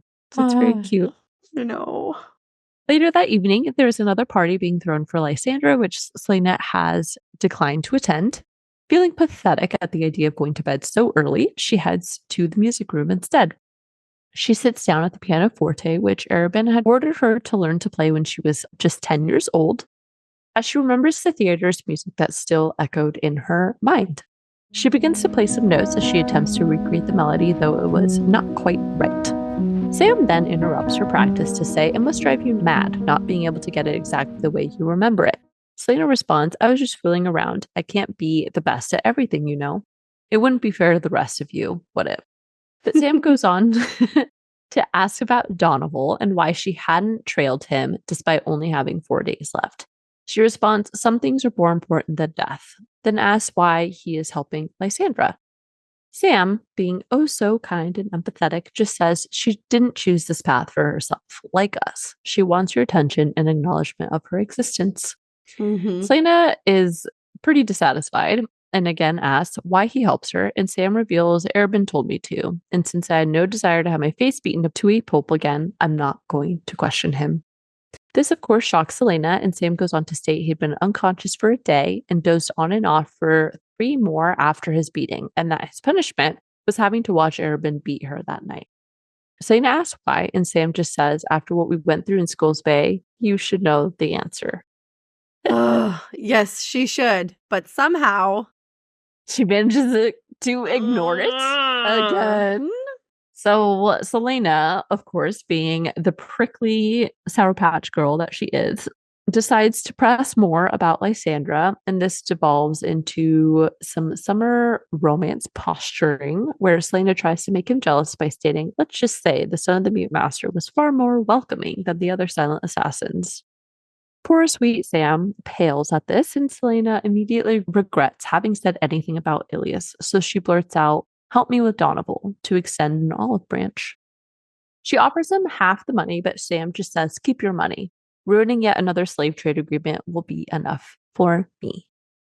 They agree they'll start scoping the house the next day after breakfast, and then finally, the walls come down between them, and Sam says, "I missed you this summer," and Celaena responds, "I hate to admit it, Sam Cortland, but I missed your sorry ass too."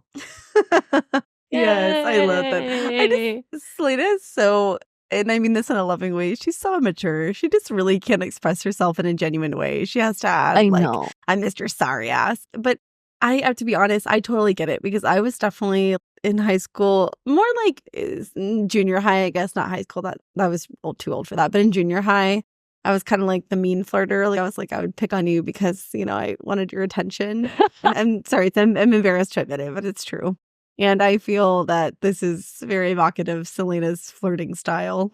I mean, you see that with Kale too, and Calm, so That's it's true. like, yeah, I get it. Yeah, they finally expressed it. I guess it really didn't last that long, like the whole tension between them when you think about it, because this is chapter 3. But still, at the time when you're reading it, you're like, ugh. I know, because they like each other, so you're like, oh, just I shut up and know. kiss. I know. Okay. But yeah, anyways, that ends chapter 3. Moving on to chapter 4. Celaena and Spam. Celaena and Spam. I don't think Celaena would eat Spam. I gotta be honest. Probably not. I feel very tongue-tied today. I don't know what's going on. Did you have a glass of wine before we started recording? No. Again, I think it's just I know we're a little out of practice. I know. Yeah. Yeah. Normally, guys, I feel like we're recording every couple of days, but since all the craziness has gone on with me, I feel like we're going like a week or more in between recordings, which is a big difference for us. Yeah. It's okay. We'll get back in the swing of it. Celaena and Sam spend several hours observing Donoval and his very busy and well-guarded house. Celaena and Sam exchange observations about all the guards and the schedule they seemed to follow. She notes that it seemed like Donovan knew very well just how coveted and delicate his list of slave sympathizers was. Through the window, Selena spies servants and maids head toward a second room floor to drop off piles of papers and wine, which leads her to assume this had to be Donovan's private study. Shortly after, Sam notices Donovan return and quickly rush into the house. Sam breaks up their seriousness by asking about the Mute Master's son. And Selena ends up revealing nothing happened with him, and Sam in exchange tells her nothing happened over the summer or ever with Lysandra. They joke a bit more, then spend the next several hours continuing their spying. At sunset, Donovan's bodyguard leaves the house and they decide to follow him. They follow him from the rooftops and then the ground and through the city crowds that had formed for the Harvest Moon Festival. At one point, the bodyguard turned to look behind him only once. And I feel pretty sure that he had, in fact, this was like when he had taken note of them. Mm-hmm. Despite Selena thinking he wasn't going to notice them, blah, blah, blah, but Either later that on. or honestly, I thought that they noticed them on the rooftop across from the house earlier, and this was their way of confirming that they were actually spying on Donovan and the bodyguards. And so he was like, I'll leave and see if they follow, is my impression. Ooh, okay. Yeah, I think that makes more sense. He makes that comment to her in the sewer, like, you thought you and your little friend were so clever or something, but we saw you, basically. And so I think they were aware of them very early on. And this was just a ploy to confirm that they were, in fact, spying on them. Okay, that makes a lot of sense. So Selena also overhears some people discussing how the city wardens plan to dam up parts of the sewer to let them fill up with water.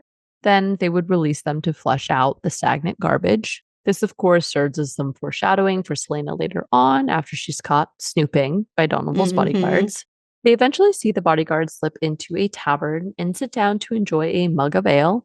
Sam wonders if Leifert had made any progress getting funding from the king for the road, then says, I wonder why she would even want it built, since she seems so eager to make sure the slave trade stays out of Melisande for as long as possible. If only you guys had continued down that line of questioning. Oh my God. Okay, I literally wrote in all caps, this is such obvious foreshadowing. How could I have missed this? Oh my God. Even on my first read, I should have been like, that's kind of suspicious. It's sort of like in the Red Desert, right? Where all these little things happen and you're like, why did I not catch on to Ansel sooner? And then you're like, oh, I'm just an idiot. That's why. And I will say this story was much more subtle than the Red Desert. So I don't beat myself up as much for not putting it together. But in hindsight, I'm like, oh my God. Well, I wonder why they just don't keep thinking about that. Yeah, it's all these times where they like pick up on things and they're questioning it, but then they just ignore it. Yeah. They're like, nah, it's probably fine. Right. And I'm like, and then it never turns out to be fine. Never. The bodyguard leaves the tavern eventually and they track him back to Donovan's house again. Then they too head back home to the Assassin's Keep. Selena recalls how the Harvest Moon party was that night and Donovan's deal was now 3 days away with little to show for their spying efforts thus far. She thinks to herself, maybe Arobynn's gifts had been more of a curse. And ain't that the truth? Bro, ain't that the truth? Selena spends an hour using up all the hot water for a very expensive bath to warm herself back up. When she's finished, she begins to get ready for the party when she spots a pile of papers on her bed. The note reads, try not to stain them with your tears when you play. It took a lot of bribes to get these. I love that note. That's so sweet. Yeah. And obviously this turns out to be that our favorite man, Sam, had found a way to get the sheet music from the performance they'd seen at the theater. And I see why everybody loves Sam so much. I understand why the fandom is all about Sam. Same. Selena wonders how he'd had time to get these, but smiles as she flips through the pages. Later on, Selena and Sam arrive for the Harvest Moon party where everyone who was anyone in Rifthold was also in attendance. That is, everyone except those with royal blood, though Selena is certain she's seen a few nobility in attendance. Sam, Selena, and Arobynn descend the stairs to the main floor where Arobynn introduces Leifert to Sam and Selena's temporary identity. She's going by niece Diana. Leifer seems to realize she was not in fact Arobynn's niece, but she says nothing about it and instead asks Arobynn, walk with me, leaving Sam and Celaena to party on their own. They look for Donoval, who was making his way toward a private lounge area, and upon sitting down, was instantly surrounded by 4 of Madame Clarice's courtesans. Celaena continues to observe Donoval with the courtesans, then wonders how much Leifer had spent on this elaborate party to keep Donoval distracted. She wonders if perhaps no cost was too great, but perhaps there was more to this assignment than just the slave trade agreement and blackmailing list. She notes that Donoval wanted to be seen and seemed like a man who wanted to be approached by others, who wanted to feel powerful, which of course sparks an idea for her. She wonders who Donoval's business partner was, and Sam asks, do you think he's going to meet with his conspirators tonight? Celaena responds he likely wouldn't do any dealing so openly, but she begins to walk through the crowd as she says, don't follow me, I'm going to try something. I'll come find you when I'm done. Sam nods and Celaena walks right up to the raised alcove where Donoval sits. That ends chapter 4. Next we go to chapter 5. Ooh. Celaena walks up to Donoval and addresses him with, my lord. Donoval uncomfortably takes the opportunity to assess Celaena in her low-cut dress, but says, may I help you? Celaena feigns an innocent niece who wanted to make an introduction on behalf of her uncle, who, quote, has some contract with the Viceroy of Belhaven to work on. She asks perhaps if it would not be an inconvenience or an impertinence, we would call on you, then clarifies it would have to be in 3 days because of her uncle's work schedule, aka when she knows Donoval would be having his business meeting. They go back and forth about times for the day, with Celaena ultimately stating they could do an evening at the theater once Donoval finished his hour-long dinner, which should be ending by 8:30 p.m. Based off this information, Celaena realizes Donoval's meeting would take place at 7:30 and thinks to herself, how could he be that foolish, that arrogant? So dumb. Literally. But she, of course, continues her charade with a few additional fake details about her uncle's business before curtsying and excusing herself. She heads over to the food where she begins piling food onto a plate until Donoval stopped watching. Of course, we know Celaena loves her food, and her plate wouldn't be complete without some chocolate cake. Yep. I said the same thing. We know she loves it in TOG and Com, so I thought that was just a nice little tie-in to her character. Baby loves to eat, baby loves chocolate cake. She sure does. As she's doing this, she notices Leifer watching her with remarkably sad eyes, pitying, or was it regret for what she had hired Celaena to do? We, the reader, know this was because Leifer was actually the evil person in this case. Mm-hmm. Yeah, so obviously Leifer's not a good person.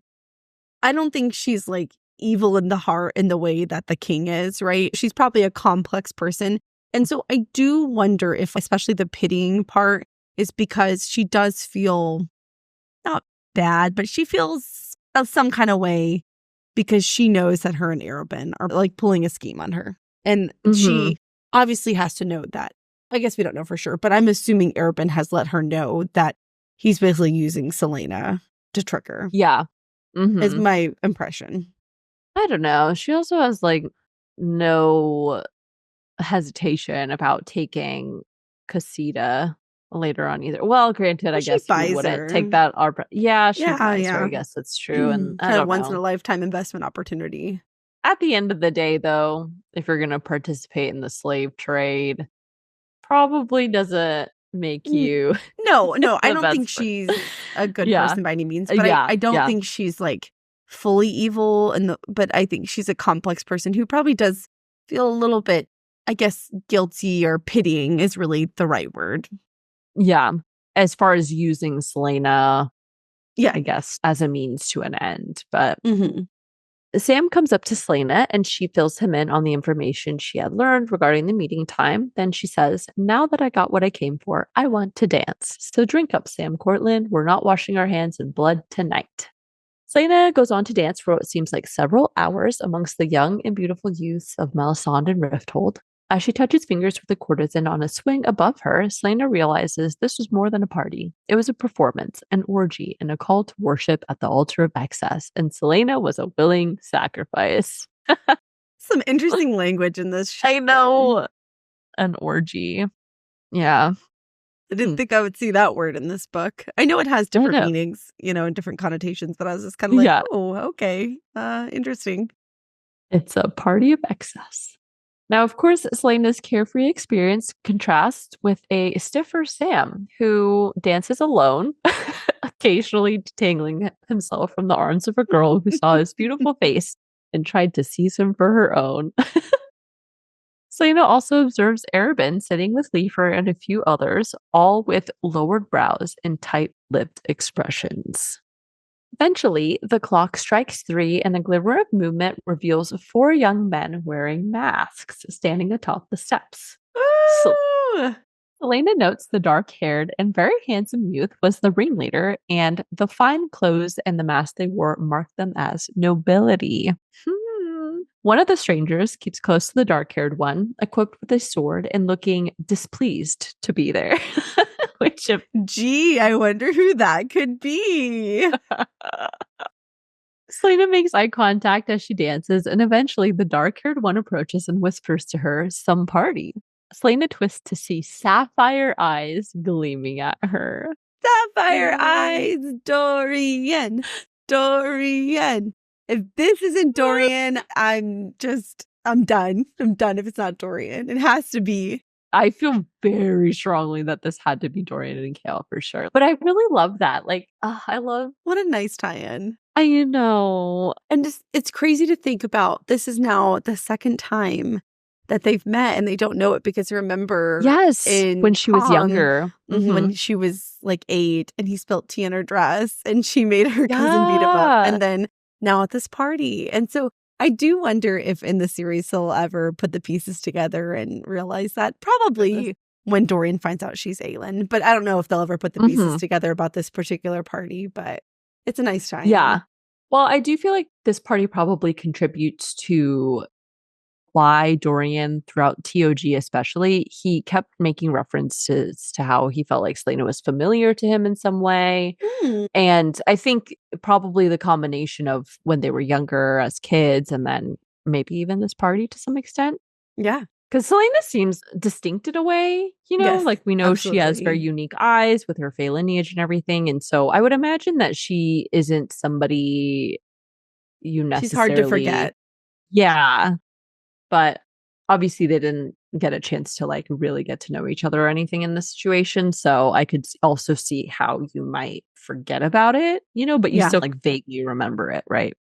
So the youth, the man that we speculate to be Dorian, goes on to ask Celaena for her name, but Celaena just says, "My name is a snippet of a half-remembered song. I have no name. I am whoever the keepers of my fate tell me to be." This feels like very strong language and points back to all the clues we've gotten so far about Celaena being fated for something, I think. It also brings me back to Baba Yellowlegs calling her nameless. Oh, okay. Okay. Yes. And okay, so I did finally get the collection of ebooks. And so Proud of you. Good job. Good thank job. you. For those who've been following along, I've been encouraging Lorraine to purchase it because it's just so handy to search words or phrases. It really is. Also, it's great for note taking because I can pull up the ebook on one side and have this, and I don't have to keep like looking down at my book. It's all just in one screen. Oh, yeah. So it's quite convenient. Worth it. But Worth its weight in gold. yes, for sure. So when I did a search for the nameless and everything, and the King of Otterlin at the end of Calm had also wondered about the word mark that had glowed on her brow during the final duel and how he'd speculated it to mean nameless, unnamed, or anonymous. Ooh, So okay. again, obviously this is earlier in the timeline and we still don't really know what this means yet based off the end of Calm, but it's definitely important and signifies something special about Celaena, and I think Celaena knows this about herself as well, but it just hasn't been revealed to anybody yet. Like we haven't gotten that backstory from her. The youth then asks to dance with her, but Sam interrupts them saying she's spoken for and rips his hand off Celaena's wrist. At this point, the youth's friend steps in and he's described as having bronze eyes. Yep. It has to be Kale. Kale.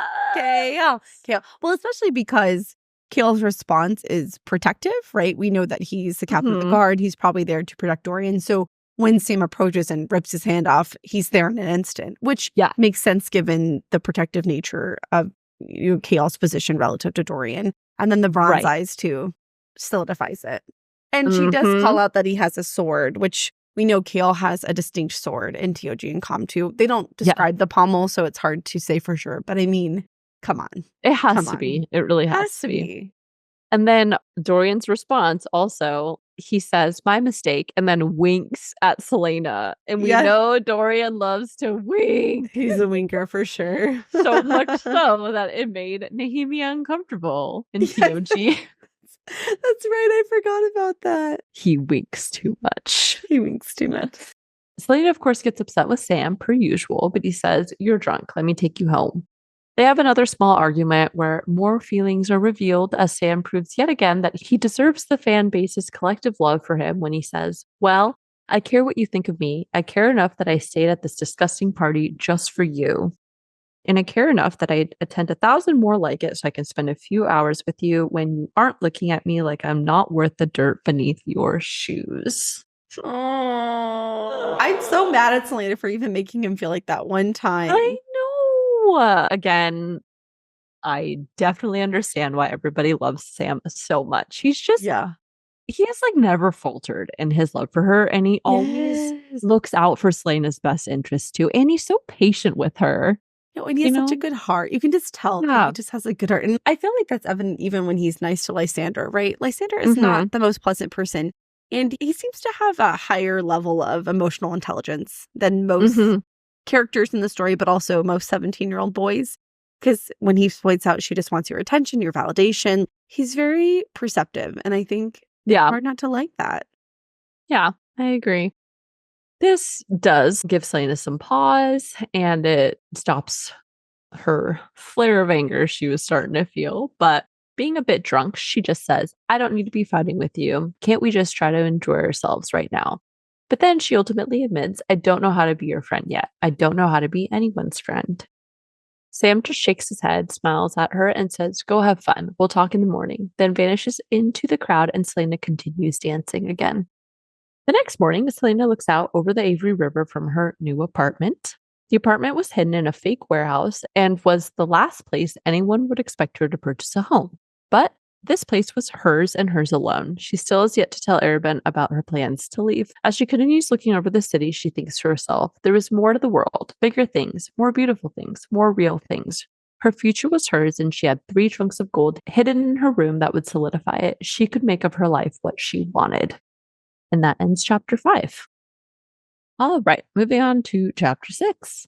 Later on, Celaena has a tumbling session in the training hall despite her throbbing headache, and eventually she feels a shirtless, sweaty Sam looking over at her, and she barely manages to focus as the instructor redirects her to the next back bend exercise.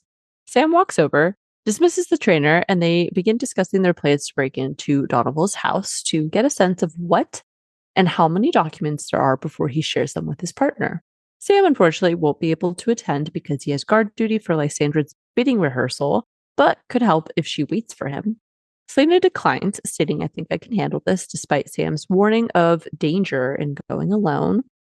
Sam is not buying her confidence and says, please be careful. Just get a look at the documents and go. We've still got 2 days until the exchange. If it's too dangerous, then we can try tomorrow. Don't put yourself at risk. Now, again, this is just a little bit of foreshadowing for Celaena's info excursion because it definitely does not go well. No. Pretty much worst case scenario, honestly. Literally getting caught, almost drowning. And drowning in sewage. Seriously. Disgusting. Before they can continue discussing, Lysandra interrupts them to announce they're here for tea and insists Sam join them. Celaena, still very much hating Lysandra, notes she had no trouble believing that 2 days from now, as soon as her bidding night was over and she could be with whoever she wanted, she'd seek out Sam. And who wouldn't? Sam seems less than inclined to attend a tea party and asks if she'll have lunch with him, but Celaena makes an excuse about being busy, then says, go enjoy yourself before walking out. Later on, Celaena is spying on Donoval's house. Once the coast is clear, she carefully begins climbing the wall towards the second-story window that would lead to Donoval's study. She quickly wedges the window open with the knife and slides into the study. Unfortunately for her, she was not alone. And that ends chapter 6. Okay, so I did have one note for this chapter, which is just like brief. So on page 290, there's a quote where she says, though she hadn't counted his hulking bodyguard in the ranks, perhaps the bodyguard had the night off. And this feels like a really big assumption for her to make and a big risk and a very rookie mistake, because I feel like there's these subtle comments like at the theater when she's like, oh, these are highly trained, effective bodyguards. They're not just bored bodies for hire. These people take their job very seriously, right? Mm-hmm. And knowing what you know about what you've observed, you would think that she would give them a little more credit and just be like, oh, I don't see the really big scary bodyguard. Guess he has a day off. Huh? Which is especially silly given the circumstances. Not saying that bodyguards wouldn't have a night off. However, traveling and being in Rifthold, especially with Leifer, his ex-wife and everything, highly unlikely that his main bodyguard is going to get a night off. Like, this is just going to be one of those, bro, you're going to be working until we get home and then you can have a few days off. And so for her just to be like, la-di-da, he's probably just, kicking back, relaxing.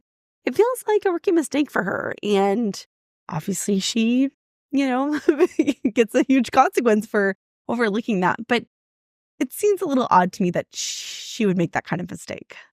She has a lot of overconfidence. I mean, we know that she's Otterlin's assassin, et cetera, but there's a lot of instances where she does stuff where I'm like, dude, why are you doing that? Even I, as somebody who's not, well, obviously I'm not an assassin, but just like. Are we sure about that, Lorraine? How do we know? Who will Remember that car accident she got in, guys? Trust me, that was a high-speed chase, okay? No, but it's Can you imagine? Oh my God. I cannot imagine. Lorraine, you would be the worst assassin in the world. Oh my God. No, I know. I literally would. You'd be horrible. Horrible. You'd probably make friends with your target and then feel guilty and end up somehow helping them. I wouldn't kill them. No. Well, Celaena doesn't end up killing her targets later on. Well, yeah. I mean, very similar conversation we had in The Assassin in the Red Desert is when she sees Lord Beric's soldiers marching toward the keep. And she's like, oh, perhaps the master sent me away so I wouldn't be at risk. And she gets all the way to Xandria. And then she's like, oh, this isn't adding up. I guess I should turn around. I'm like, girl, what are you doing? And I red feel like, flags everywhere. Yeah, she makes not a lot of mistakes, but she makes some notable mistakes, which nobody's perfect. But I'm like, these are like layups. Yeah. Yeah, they really do. You can kind of almost predict now when something's going to happen because there's always these insinuations of her not noticing things. And you're like, oh, okay, that means something's going to go down. Yeah, exactly. But anyways, moving on to chapter 7. Celaena is immediately attacked by several guards. She uses her newfound quickness, courtesy of her training with the mute master, to strike as fast as an asp. But she doesn't have time to defend herself against a guard who sneak attacks from behind and knocks her out. When she regains consciousness, she finds herself tied up in the sewer. Donoval's bodyguard approaches and greets her with, hello, lovely. I thought we didn't notice you spying on us for days, did you? You might be good, but you're not invisible. Celaena realizes she must be below the cellar and that the expertly crafted double doors intended to keep the water out must be coated with water repellent magic spells. This basically makes an escape through there impossible. If only she had that unlocking word mark spell now. Wouldn't that be great? Oh, yeah. God, I don't know what you said earlier in the episode, but you said something and I'm like, damn, I totally forgot about the word keys and the word gates. I'm really enjoying Tab, but damn, I'm anxious to get back to the main storyline. Yeah. I know. The guard questions about why she chose to study and who she was sent by, but she refuses to yield any information. Celaena figures they will torture her, but these bodyguards are straight to business, and it turns out they plan to drown her in the disgusting water, which was about to flush out the sewer systems shortly. With a bang, they shut the doors, leaving Celaena bound and trapped. Celaena's first order of business was to unbind her wrists, which she was able to do thanks to the specially concealed blades in her suit that the guards had failed to find. She accidentally cuts herself, but manages to get the blades out and free herself. She quickly runs toward the cellar door, but nobody's getting through it from the outside, so she makes a risky plan to head deeper into the tunnel to find a ladder. I can only say that I'm very glad not to be Celaena right now because she plunges into that disgusting, grimy sewer Oh. water. And she thinks she was not swimming through the entire capital's refuse. She was not swimming through rat-infested waters. She was not going to die. But, like, she better clean that cut off that she got. Well, that's why she takes the alcohol baths. Oh, that's true. Remember? Because Right. she was, like, Yeah. sanitizing, and she planned on eating just to throw it up so she could dispel whatever. Expel it. Yeah. Dude, she's so lucky she did not get an infection and die. Seriously. Dude, seriously. Oh my God, I don't want to think about it. It makes me gag. Oh my God. Ew. Okay. I'm kind of sensitive. I was literally gagging. Oh my God, I'm going to mute myself. It's so gross to think about. Oh my God. Okay, keep going. Keep going. Oh my God. Okay. Luckily, she spots a small tunnel up ahead and swims for her life toward it. Then she hauls herself up onto it. The tunnel was tiny and full of gross mud, but up ahead, she sees a small shaft of light indicating it led out to the streets. She crawls and makes it to the ladder at the end of the tunnel with the water now a few inches deep around her. Celaena is so excited she could cry, but it wasn't going to be that easy because just as she makes it to the top of the ladder to test the grate, it didn't move an inch for her. She tries throwing herself at it one more time, and though people had cleared the streets for the flooding, Celaena screams for her life from below the grate. We think this may very well be the end, but our hero Sam saves the day after he'd come out to help her after Lysandra's party. Celaena shouts out her location, and Sam attempts to pull the grate out as well. The grate still wasn't moving, and Sam attempts to wedge his knife around the edge, but the knife snaps in two instead. He begins screaming for help as Celaena presses her face up to the grate, water still filling up around her. Celaena thinks she'd never given much thought to how she'd die, but drowning felt fitting. It was a river in her native country of Terrasen that had almost claimed her life 9 years ago. Now it seemed that whatever bargain she'd struck with the gods that night was finally over. The water would have her, one way or another, no matter how long it took. I did find that quote a little bit interesting. Yes, me too. Obviously, it's a reference to an Arobynn founder on the banks of the frozen river, first of all. Yeah. And I feel sick. And it's not from the sewage or the smell or thinking about the refuse. I am so worried this is foreshadowing for Celaena's death. I'm sorry. It's so heavy-handed. Like, she knew the water would take her. Like, Yeah. here's what I will say. Again, we are a spoiler-free podcast. But I am a person who exists with social media. And all the time, I see the same phrase over and over again. That Kingdom of Ash broke them. It broke them. It ruined them. They've never gotten over it. And so that leads me to believe, and again, I don't know, I'm purely speculating here, that major characters die. I mean, it just goes hand in hand with fantasy books and, you know, being emotionally damaged. And I'm like, God, what if Celaena dies? And it has something to do with drowning. And this quote is foreshadowing of that. And I feel sick. I feel absolutely ill. Okay, yeah, that would be super tragic. And I could definitely see that as a possibility. My thought with it was that I wonder if this was part of the whole nameless thing that's going on with her. Like maybe this bargain was kind of part of that too. I don't know. Making a bargain with the gods seems something that's probably a little more related to death, right? Because typically you don't like call upon the gods unless you're in a really dire situation and you're like, please save me or help this one thing go right and I'll like sacrifice myself to you or something in a way. Everybody makes a deal with God in desperate times. Yeah. I don't like that though. I don't feel good about it. I do not feel good about it. I'll say that. But to round out this chapter, Sam begs for her to hold on. And Celaena's final words in the chapter were, "Take my body home to Terrasen before going under." Oh, that broke me. That's really sad. Take me home. Take me home. I'm so desperate for her to find her way back to Terrasen. I know. Moving on to chapter 8. Celaena comes back to consciousness after getting CPR and vomiting up a disgusting amount of super water to see Sam and 2 women with a crowbar standing nearby. But alas, she is alive. Back at the keep, Celaena takes several baths with hot water and liquor to attempt to disinfect her body, though she vows she'd never feel clean again. A little past midnight, Sam knocks on her door to check in on her. Celaena is prickly at first, but eventually says, "You could have left me to die. I'm surprised you weren't dancing with Glee over the grate." Sam responds, "No one deserves that sort of death, Celaena, not even you. And besides, I thought we were beyond that." Celaena then thanks him for saving her and apologizes, saying, I'm sorry for involving you in what happened in Skull's Bay and for what Arobynn did to you because of it. She then finally reveals everything that had occurred with Ansel and her betrayal in the Red Desert.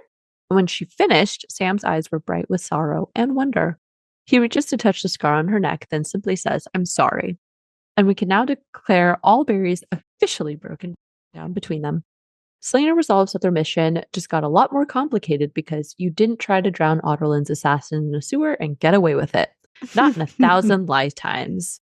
As she adds Philip to the list of people she was going to kill. Which on the one hand, I'm like, absolutely, he deserves it. But the other hand, I'm like, he doesn't really, in a roundabout way. All these people trying to warn her about things and she just doesn't listen. I'm going to blame Arobynn, though, because Arobynn set all this in motion. If it weren't for Arobynn, I know. None of this would have happened. So fuck Arobynn. Oh, so true. Yeah, her obligatory fuck Arobynn haul. I think that we should get shirts made.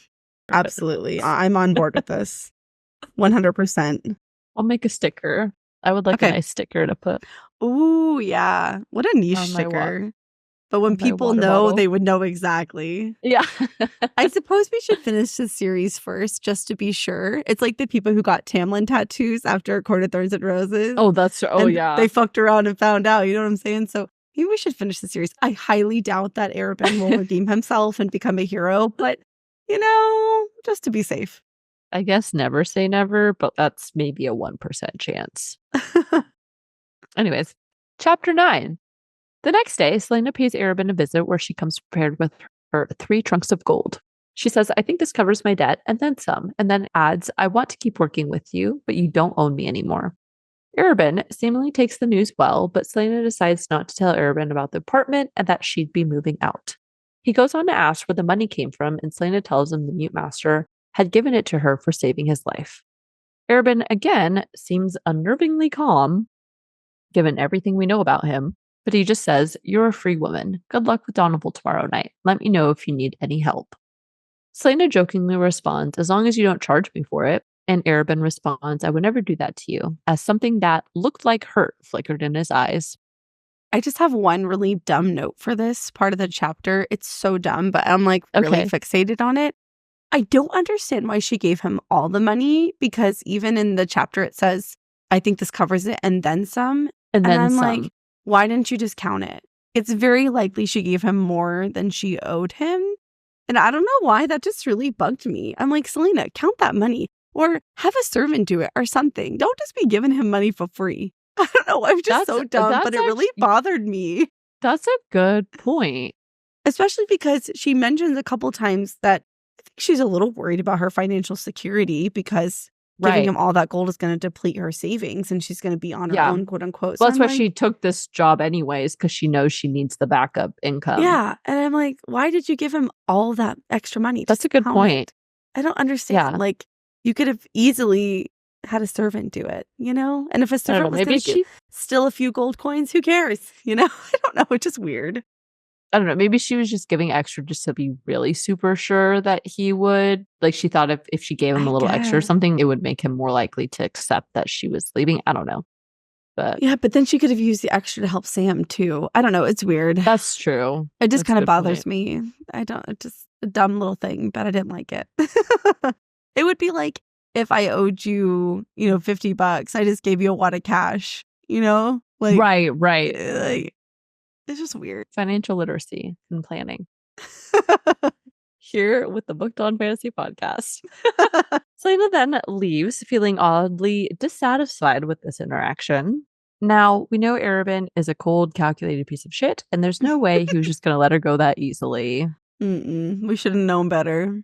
I just kept hearing in my head that Rihanna audio that's like, you look so dumb right now. And I'm like, we look so dumb. We look so dumb right now. Yeah. Oh, we got our song in. One song per episode now. Yep. You so ugly when you cry.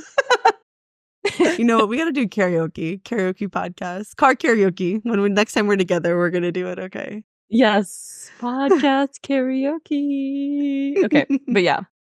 Anyways, we know that He obviously makes the bid for Lysandra later, but I don't know. I just kind of get the feeling he's about to do something way shittier too. I don't know if it just stops at Lysandra, Later on, Sam and Celaena are back in the sewer tunnel as they rethink their strategy for getting into Donaval's house now that they know Donaval's guards are on to them.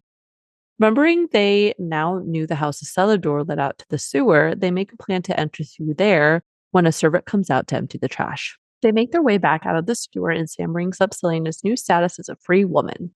He then also reveals that he plans to leave. Celaena is shocked, and Sam goes on to say, I'm going to Eelway, to Benjali, to be precise, forever. Celaena questions why, and Sam reveals there was nothing tying him to Rifthold, and that Arobynn had agreed it would be useful to establish themselves in the south as well. Celaena, of course, protests of this idea, but Sam asks, do I have any reason why I should stay here? Give me a reason why I shouldn't. Celaena asks if he leaves, then there was no point to everything that they'd done in Skulls Bay, or the continued development of their friendship, and that she'd lied when she said she didn't care what he did.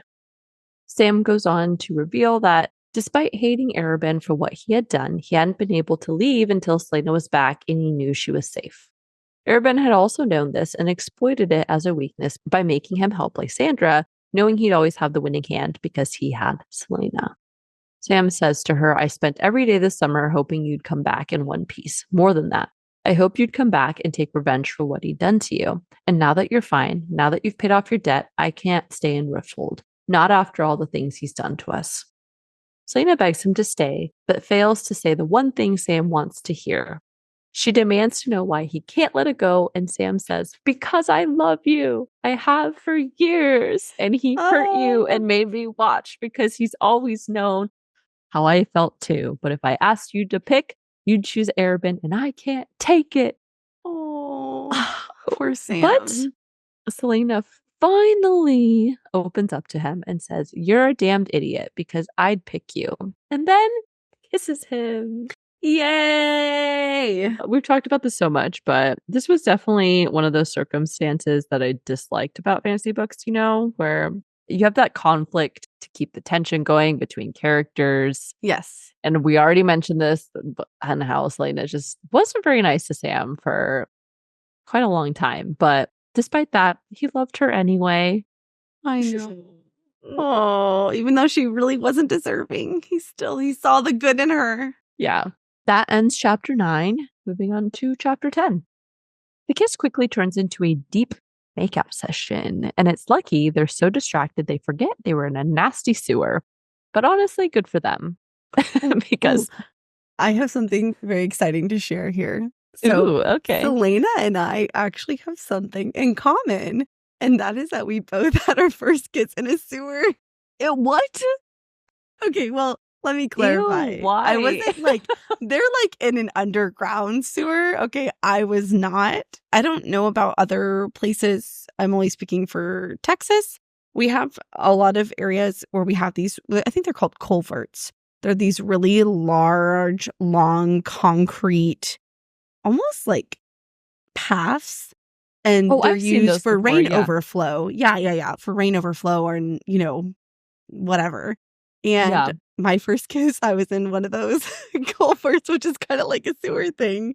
So me and Celaena have one thing in common. We both had a kiss in the sewer. It's my first kiss in 7th grade. That's crazy. I know, 7th grade? Damn, girl. We weren't making out. It was just a quick little Yeah, I know, but yeah, 7th grade. Yeah. But then I don't think I kissed anyone after that until 11th grade. So I had crushes on people, but I never kissed anyone until college. Wow. I was a late bloomer. Yeah. That was my first boyfriend. But then it was again, until I was a junior. So yeah. Yeah. You know what? I'm going to look him up on Facebook and see what he's up to. I haven't thought about him in a long time. People will just randomly come to your mind and you're like, wow, I kind of forgot they existed, because I moved after that year. So I didn't stay in school with him or anything. Oh, that's sad. I know. First kiss leaves. I know, right? It's okay. It ended badly. We broke up after a few months. Probably because you had your first kiss in a sewer tunnel. That's a bad omen. You know what? Probably. It was so funny when I was reading that. I'm like, oh my God, I had my first kiss in a sewer. And my husband, he was sitting next to me. I was writing this, and he was like, whoa, what's this? What's this? And I was like, and I had to tell him the story. I think I told him before, but he was like, damn, babe. He's like, you got to have higher standards for yourself. I was like, I did. That's why we broke up. That's hilarious. Oh my gosh. Wow. I know. Look at you. When art imitates life. Or life imitates art, whatever. Aw, good for you. Thank you. Sewer kisses. Yep. So they walk back to the keep hand in hand, where they continue their makeout session long into the night. Later on, Sam leaves, but Celaena stays up thinking about how Sam had loved her this whole time, and for the life of her, she couldn't understand why. She'd been nothing but horrible to him and had repaid any kindness on his part with a sneer. And what she felt for him, she hadn't been in love for him for years, but now she doesn't let herself continue thinking about Sam because their mission with Donovan was tomorrow, and she wouldn't let the bastard get away with the slave trade agreement or blackmailing those who dared to stand against it. But before going to sleep, she swore an oath to the moonlight that if Sam were hurt, no force in the world would hold her back from slaughtering everyone responsible. Sobbing. This is such obvious foreshadowing. Yeah. So obviously we know from TOG and Com that Sam dies, and we know it has to do with Rourke Farron and betrayal and all that. And so I'm 99.999% sure the next story is going to be what happens to Sam. But I feel like this is such foreshadowing for what happens to Sam's character, which I'm just crying. So sad. I know. The next afternoon, Celaena and Sam put their plan in motion as they wait in the sewer along Donable's house. Around 2 o'clock, they hear a servant come out to throw out the garbage, and Celaena makes her move to slip inside through the door behind her. She waits behind a keg of wine in the cellar, and once the servant had gone back into the house, she slips back down and unlocks the door to the sewer for Sam to enter through later. Then, hiding behind the kegs of wine, she resumes her waiting until it's time. At 7 p.m., Celaena leaves the cellar where Sam would be entering into shortly to start a fire that would distract the guards while Donoval's meeting went on. She quickly makes her way upstairs to Donoval's study and picks the lock. With some extra time to spare, Celaena begins looking around the study. She searches the desk, the armoire, the bookcase, but finds nothing related to the documents until she steps on a creaky floorboard.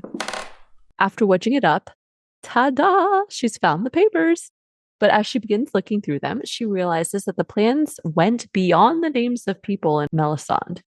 These documents included locations for planned safe houses in addition to names and locations. Celaena decides she'd never let Donovan get away with it before she hears voices outside the door. Also, I was scrolling in your notes. I had to make sure that I wasn't good. I knew I was not going to remember how to say that because it's one of those words that does not look like how it's pronounced. It's not phonetic in any kind of way. So for those of you who are obviously wondering what the fuck we're talking about, so I'm scrolling Lorraine's notes, and you know when something's misspelled in a doc, it underlines it in red, and I'm like, why is it underlined in red? It catches my eye, and it's in parentheses, it's the word armoire. And she has a phonetic spelling for it. And it says AARMWAARR. Armoire. Oh my God. I did that one specifically because I knew ain't no way I'm going to remember. I'm like going to get it confused for sure. See, her bosom was asunder in the armoire. Her bosom was asunder in the armoire. Good job. Yay. Oh my God, that's so funny. That is so Yay funny. for me. Good job. Phonetic spellings for the win. That was amazing. Sometimes I hate the English language. Like, who came up with these spellings? Actually, you know what? I don't think armoire. That's not an English word, I'm sure, right? It sounds French to me. Armoire. Yeah. I will say one of the funniest memes I've ever seen was about someone learning English. And they said, can you imagine trying to learn English, which is one of the most difficult languages to learn? Baloney. And getting to the word yacht and not just giving up on life. Because it breaks all the phonetic rules. It doesn't make any fucking sense. You yatched. Yatched. Yep. Yeah, we're gonna buy a yacht. That and like freaking baloney and stuff like that. Literally. Uh-huh. Bullshit. It is bullshit. Fuck It's, English. Okay. it's okay, Lorraine. We're here for you. Thank you. I will just write my phonetic spelling next to these words. Please do. They're very funny. Okay. Chapter 11. She quickly hides in the armoire just moments before Donovan and a cloaked hooded man enter the study. Celaena wonders who the man is and notes he was of average height and plate. His only notable features his sun-kissed face and high cheekbones. Donovan and the man quickly discuss their time constraints, and Donovan says, I take it that your associates are prepared to act quickly and give me a response by dawn. The man assures them they are, but he needs to see the documents first. Donovan says, of course, and asks if the man had stopped by Madame Clarice's establishment as he kneels down toward the floorboard. Gross.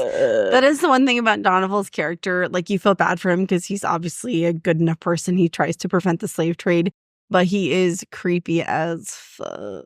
See, I wasn't sure for a while if that was just a facade. Like, he was using it as a cover. But then as I kept reading, I was like, no, I think this may be his little gross vice thing. Yeah. Well, and Arobynn alludes to that when he very, very first introduces the mission to Celaena. Oh. And he's talking about Leifer and Donoval's marriage. And when he says some of Donoval's more, bad behavior, unpleasant behaviors or whatever came to light, that was kind of the nail in the coffin for their relationship. That's right. So Donovan, of course, finds the space to be empty, and this is when Celaena makes her move.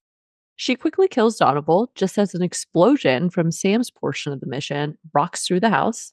The cloaked man takes off and Celaena runs after him, only to run into Philip, the bodyguard in the hallway.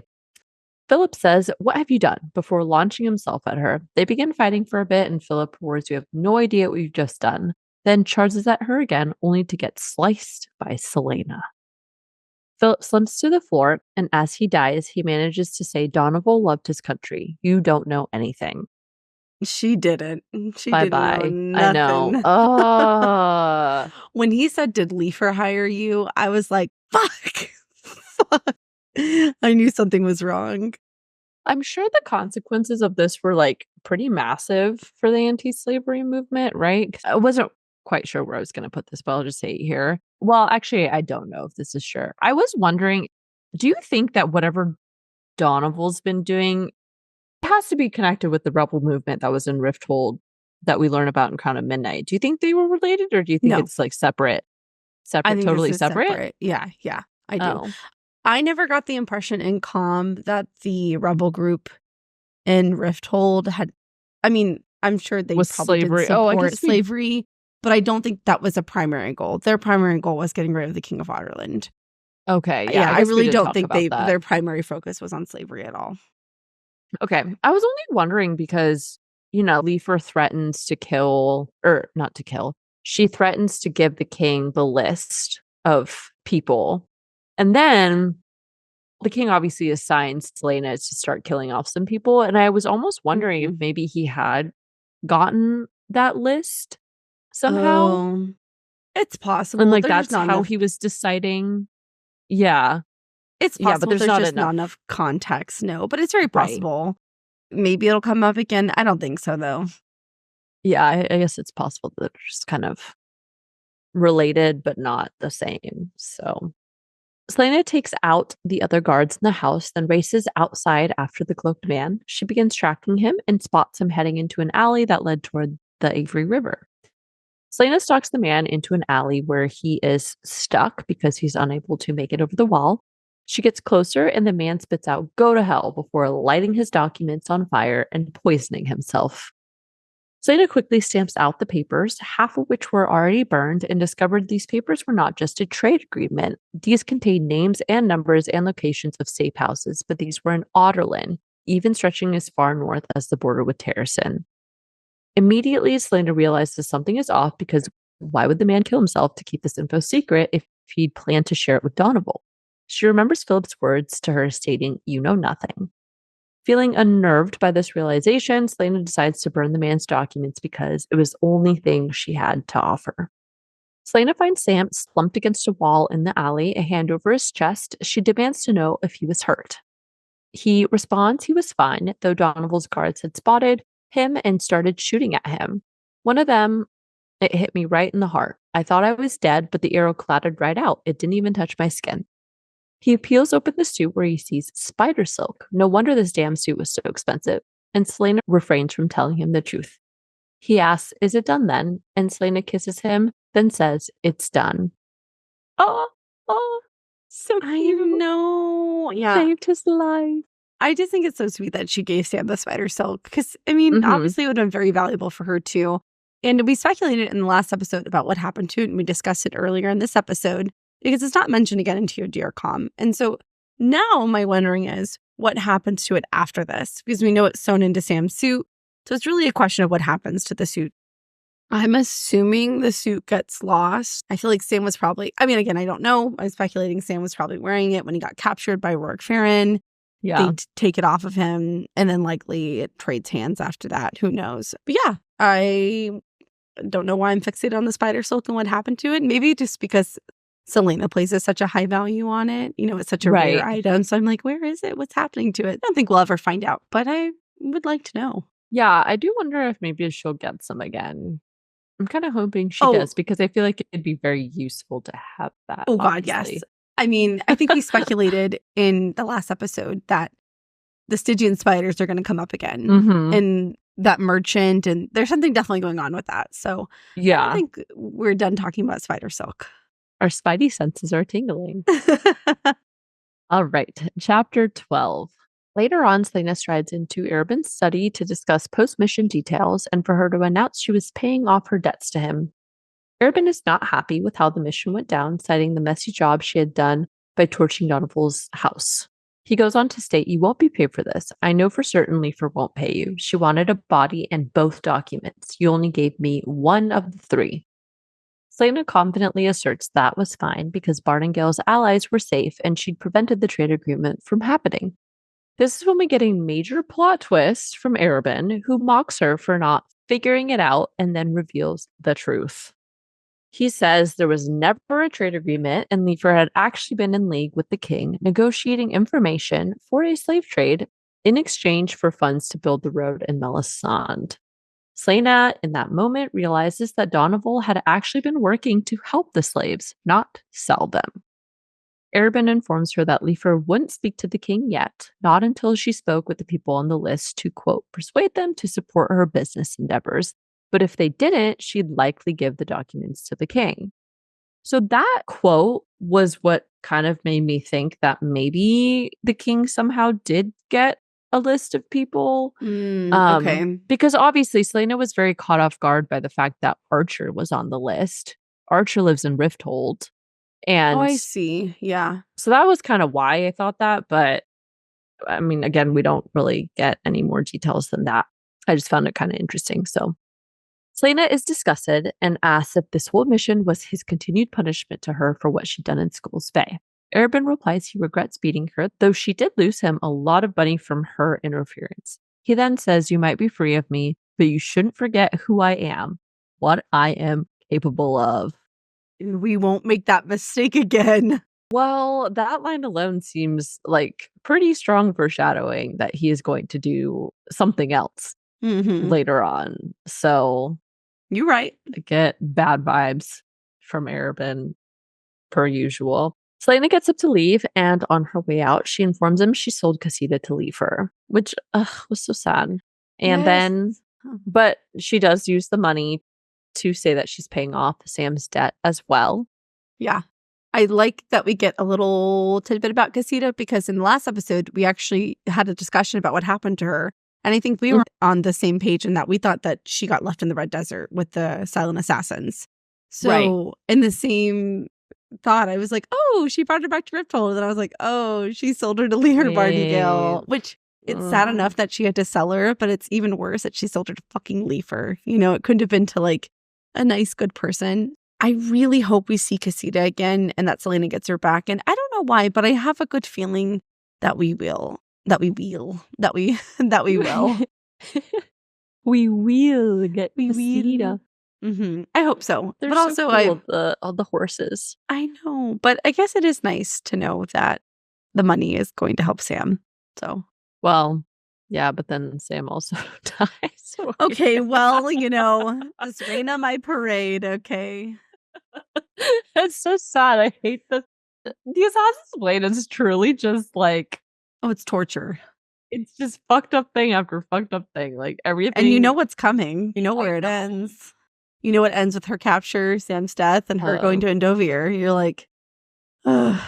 Stupid book. Just kidding. I know. really like this book, but still. It's okay. So this is when Arobynn reveals yet another disgusting twist and states he'd already used the money to win Lysandra's bidding.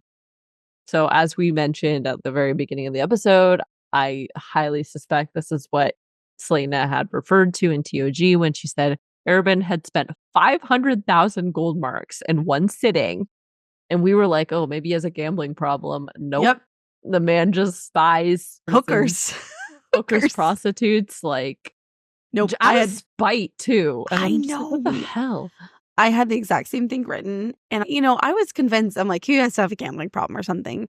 This outcome is so much worse. So much worse for so many reasons. I'm like, how could it get worse? It got so much worse. Lysandra's too young.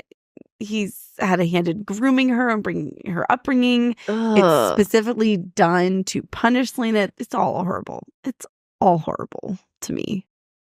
I know, and I don't understand why Lysandra herself is not a little. Well, I guess she's a victim in all of this too. But you think she's she 17 and has no say. Right. But she doesn't seem that upset about it, right? Because like after this, she leaves and she runs into her, and she kind of like, oh, I went for a record price. But I don't know. Anyways, just that whole situation gave me the heebie-jeebies. Yeah. This information does hit Celaena particularly hard because she realized he was using it to get to her, knowing she hated Lysandra, and this was an attempt to devastate her. But this is also when she decides to officially announce that she was moving out. She says, don't come looking for me for a good long while because I might kill you if I see you before then, Arobynn. Celaena then leaves the study and runs into Lysandra on her way out. Lysandra tries to brag to Celaena, announcing she'd went for a record price and that your gold went for a long, long way. Celaena doesn't say anything to that and instead throws a dagger that lands a hair's breadth from Lysandra's head. Lysandra begins to scream and Celaena just walks out of the keep. Again, as we've stated a million freaking times, I fucking hate Arobynn at this point. Yep. How can you not? After that, you're like, okay, he's a bad person. He's an actual bad person. I think at the end, when she's talking to Sam, which we'll talk about in just a second, Celaena feels a little bit of maybe depression. Arobynn has been the most stable relationship in her life, albeit toxic, but she's young, she's impressionable, and I'm sure she feels a deep-seated sense of betrayal over what he's done. Mm-hmm. Yeah, I definitely agree, but I'm glad that she finally left, obviously. Yeah. Later on, Celaena overlooks the city from the rooftop of her new apartment. She contemplates going after Barngale, who is leaving the city on Casita to retrieve the documents, but instead chooses to wallow in her misery, knowing she'd been fooled and lost badly. Sam comes up to her and just says, I never imagined he'd sink that low or use your money like that. I'm sorry. She responds, it was what I needed to make me tell him I was moving out.